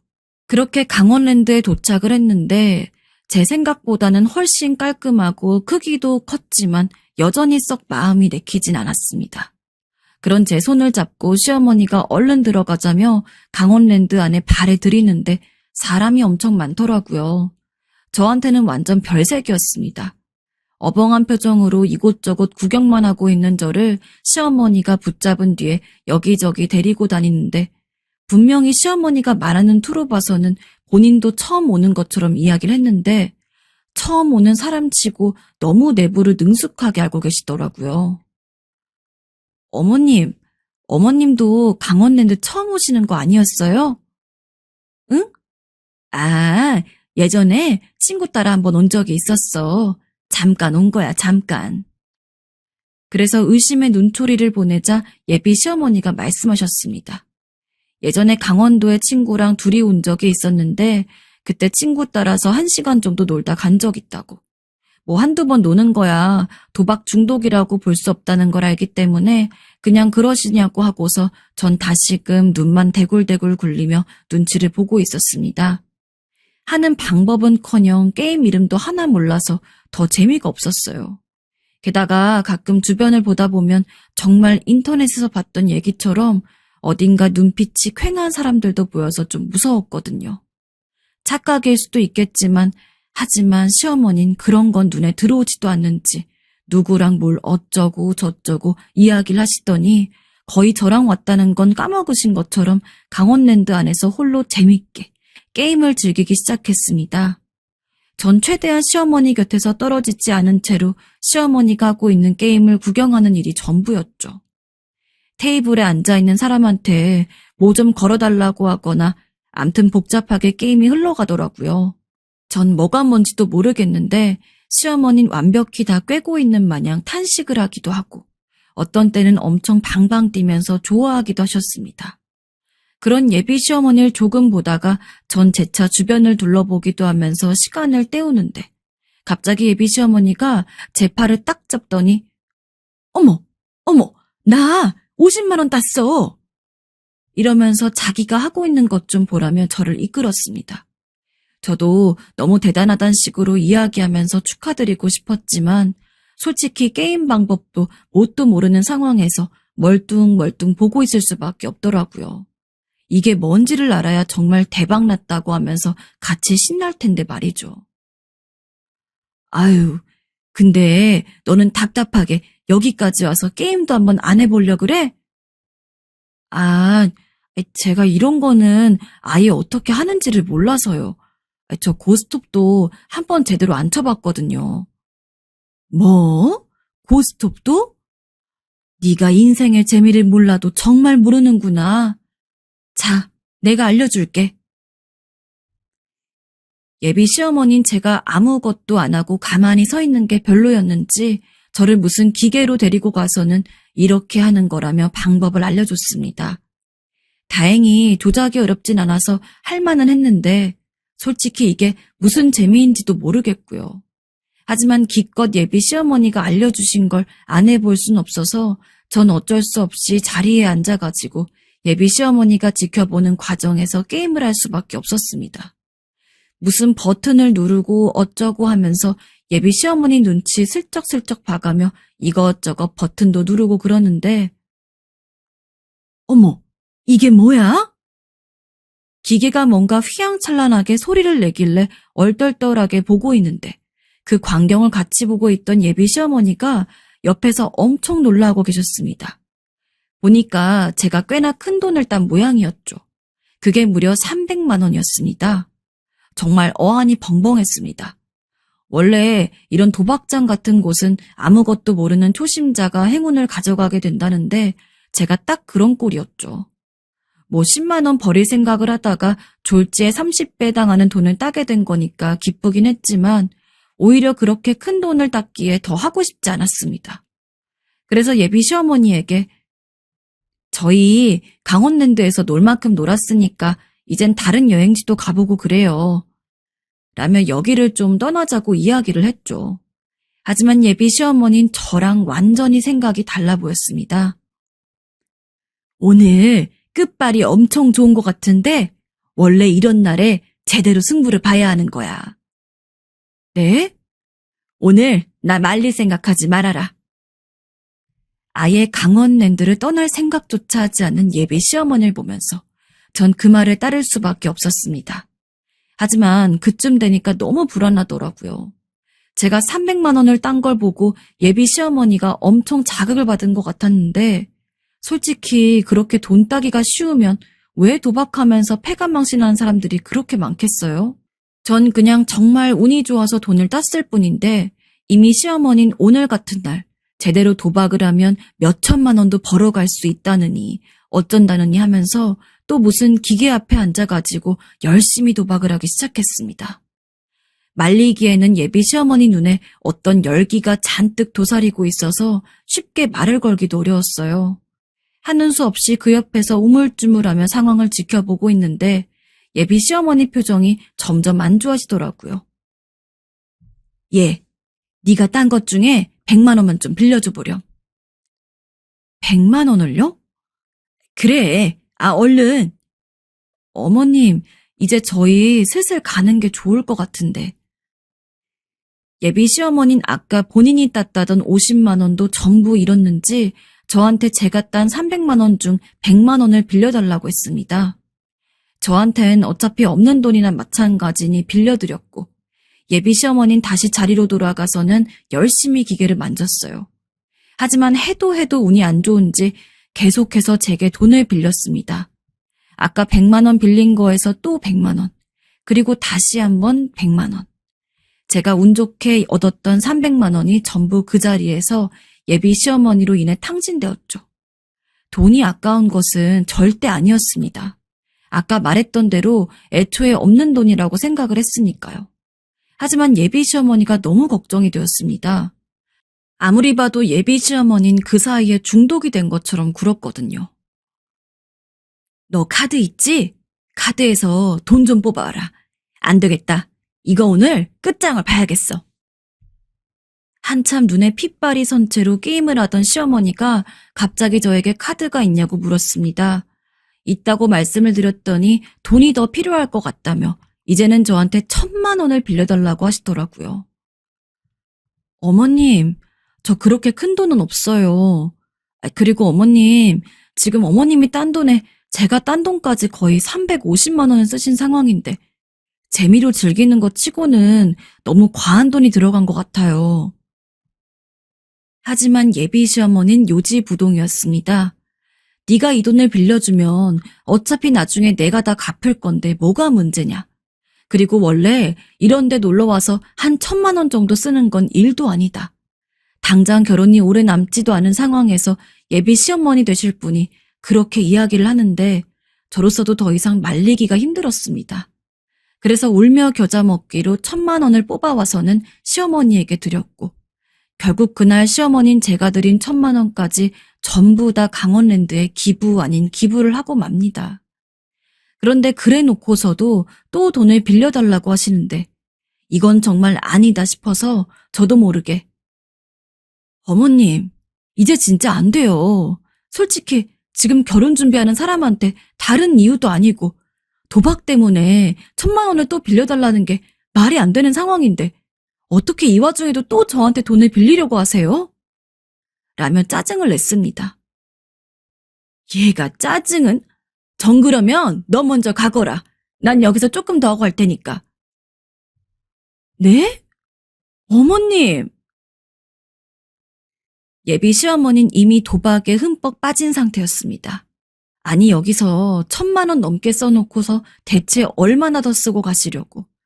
여행 와서 이게 무슨 날벼락인지 제 돈을 잃은 것도 잃은 거지만 예비 시어머니가 너무 걱정이 됐습니다.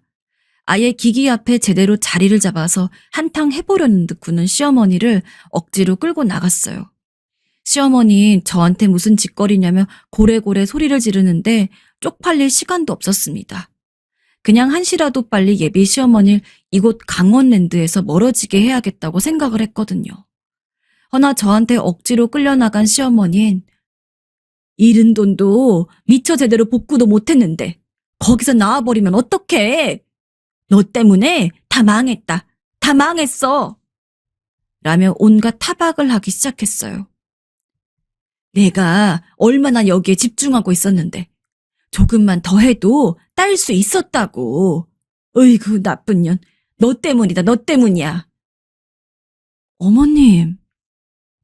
전 놀랄 수밖에 없었어요.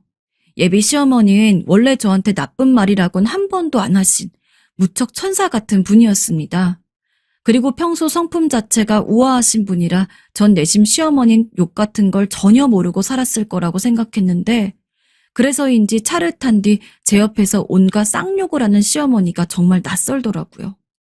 그렇게 한창 욕을 하던 시어머니는 강원랜드에서 꽤 멀어지고 나서야 조금 정신이 돌아오셨는지 이번 일은 우리 집에는 비밀이다. 알았지? 시어머니와 며느리로서의 약속이야. 라며 입단속도 시키셨죠.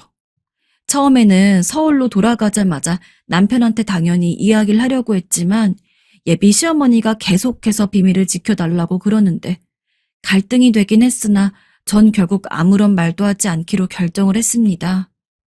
비록 예비 시어머니가 큰 돈을 잃긴 했지만 그때가 처음이기도 했으니 그날 여행을 갔다가 생긴 해프닝 정도로 남기기로 했죠. 게다가 더 생각하면 머리만 아프기도 했고요. 하지만 저는 그 일을 아주 후회하기 시작했습니다. 그 이후로 서울로 돌아온 뒤 예비 시어머님 묘하게 사람이 달라졌습니다. 평소에 저랑 자주 연락을 하긴 했지만 끼케야 오늘 점심은 먹었는지 저녁은 먹었는지 이런 것들만 묻고 가끔 데이트하자면서 커피 한 잔 마시자고 이야기하는 것이 전부였는데 강원랜드에 다녀온 뒤로 예비 시어머니는 이전처럼 저에게 연락을 하긴 했지만 연락을 하는 내용 자체가 아예 변했습니다. 내 계좌로 50만 원만 입금해 줄 수 있니? 지금요? 응. 내가 한의원에서 와서 약을 지으려 하는데 내일 입금해 주마. 바로 돈을 빌리는 일이 생기게 된 거죠. 왜 필요하시냐고 여쭤보면 어느 정도 타당한 이야기였기에 안 빌려드리기도 참 뭐했습니다. 아주 큰 돈이었으면 차라리 그냥 제 선에서 거절을 했겠지만 몇십만 원씩 자잘하게 빌려가시는 거여서 엄청 거절하기도 모호하고 하지만 예비 시어머니가 빌리는 돈의 액수가 점점 커졌습니다. 처음에는 10만 원에서 20만 원이었다가 언제부터는 50만 원, 그리고 그 이후에는 100만 원, 200만 원, 300만 원. 그렇게 조금씩 몸집을 불려가던 돈은 어느샌가 1000만 원이 넘었습니다. 속으로 계속해서 이건 아닌데 싶었습니다. 하지만 돈을 빌릴 때마다 다음에 이전에 빌린 돈까지 한 번에 갚겠다며 말씀을 하시는데 이미 제가 빌려드린 돈도 있어서 더 안 빌려주기도 그랬어요. 그렇게 빌려드린 돈이 거의 2천만 원에 육박했습니다. 정말 혼수살돈까지 끌어서 빌려드린 거기 때문에 정말 더는 여유가 없었어요. 근데 지난주에 시어머니에게서 또 연락이 왔습니다. 한동안 저한테 전화를 안 하시길래 솔직히 내심 기뻤거든요. 그전에야 예비 시어머니와 전화를 해봤자 그냥 같이 식사하거나 커피 마시자는 이야기였기 때문에 그때는 정말 예비 시어머니랑 데이트한다는 기분으로 즐겼고 그래서 연락이 오는 게 기뻤지만 강원도에 다녀온 이후부터는 저한테 연락을 해도 무조건 돈 빌려달라는 것이 목적이었기 때문에 언제부턴가는 조금 힘들더라고요. 이번이 진짜 마지막이니까 3천만 원만 빌려주렴. 아니나 다를까 연락이 온 시어머니의 목적은 또 돈이었습니다. 심지어 3천만 원을 한 번에 빌려달라는 이야기였죠. 혼수할 돈도 없다고 이제 정말 돈 넣을 구석 없다고 이야기를 해도 소용이 없었습니다. 3천만 원만 빌려주면 혼수를 자기가 해주겠다고 하시는데 바보 같게도 그때가 돼서야 명확하게 느낌이 왔던 것 같습니다. 이거 강원랜드 때문이구나 라고요. 여보, 내가 저번에 어머님이랑 3박 4일 여행 갔을 때 당신에게 말 안 하려고 했는데 아무래도 이젠 내 선에서 해결을 못 하겠어. 무슨 얘긴데 그래? 얼른 말해봐. 시어머니에게 절대 돈을 못 빌려준다고 하고 전화를 끊은 뒤에 뒤늦게 남편에게 모든 이야기를 했습니다. 강원도에 3박 4일 갔을 때 예비 시어머니 의견으로 강원랜드에 갔었다. 근데 그때도 시어머니가 돈을 빌렸고 그 이후에도 계속해서 조금 돈을 빌려가셔서 거의 3천만 원을 빌려가셨다. 근데 이번에 또 나한테 3천만 원을 빌려달라고 이야기했다고요. 뭐? 넌 거기서 돈을 주면 어떡해? 안 그래도 엄마 위험한데. 이걸 어쩌면 좋냐? 무슨 말이야? 돈을 주면 어떡하냐면서 화내는 건 이해를 했지만 예비 시어머니가 위험하다니. 무슨 상황인지를 몰라서 멀뚱멀뚱 보니까 예비 남편이 그제서야 이야기를 하더라고요. 예비 시어머니가 원래 중독자였다고. 이미 한창 집안에 있던 돈도 끌어다 쓰고 예비 남편도 시어머니 때문에 몇 천만 원을 날린 상황이라고 했습니다. 당신은 어떻게 그렇게 중요한 이야기를 나한테 안 했어? 이미 시간 좀 지난 일이니까 굳이 말할 필요를 못 느꼈지. 그리고 흠이 될까봐 그렇기도 했고. 뭐라고? 아무리 끝난 일이라도 그렇죠. 어떻게 다른 것도 아니고 중독자였다는 걸 저한테 이야기를 안 했는지. 아무튼 남편에게 이야기를 한 뒤로 집안이 난리가 났습니다. 예비 시어머니는 저한테 전화를 해서 그거를 일러 바치냐고 뭐라고 하고, 그리고 저는 지금 엄청 큰 고민에 휩싸여 있습니다. 다른 건 몰라도 예비 시어머니가 중독자였다는 걸 저한테 이야기를 안 한 게 무척이나 컸어요. 시아버지가 그 돈을 모두 갚아주시긴 하셨지만 그런 건 당연히 말을 해줘야 되는 거 아닌가요? 결혼까지 4개월 정도밖에 안 남은 상황에서 너무 늦은 고민일 수도 있지만 이 결혼을 진정으로 해야 하는 건지 많은 생각이 듭니다. 제가 어떻게 하면 좋을까요?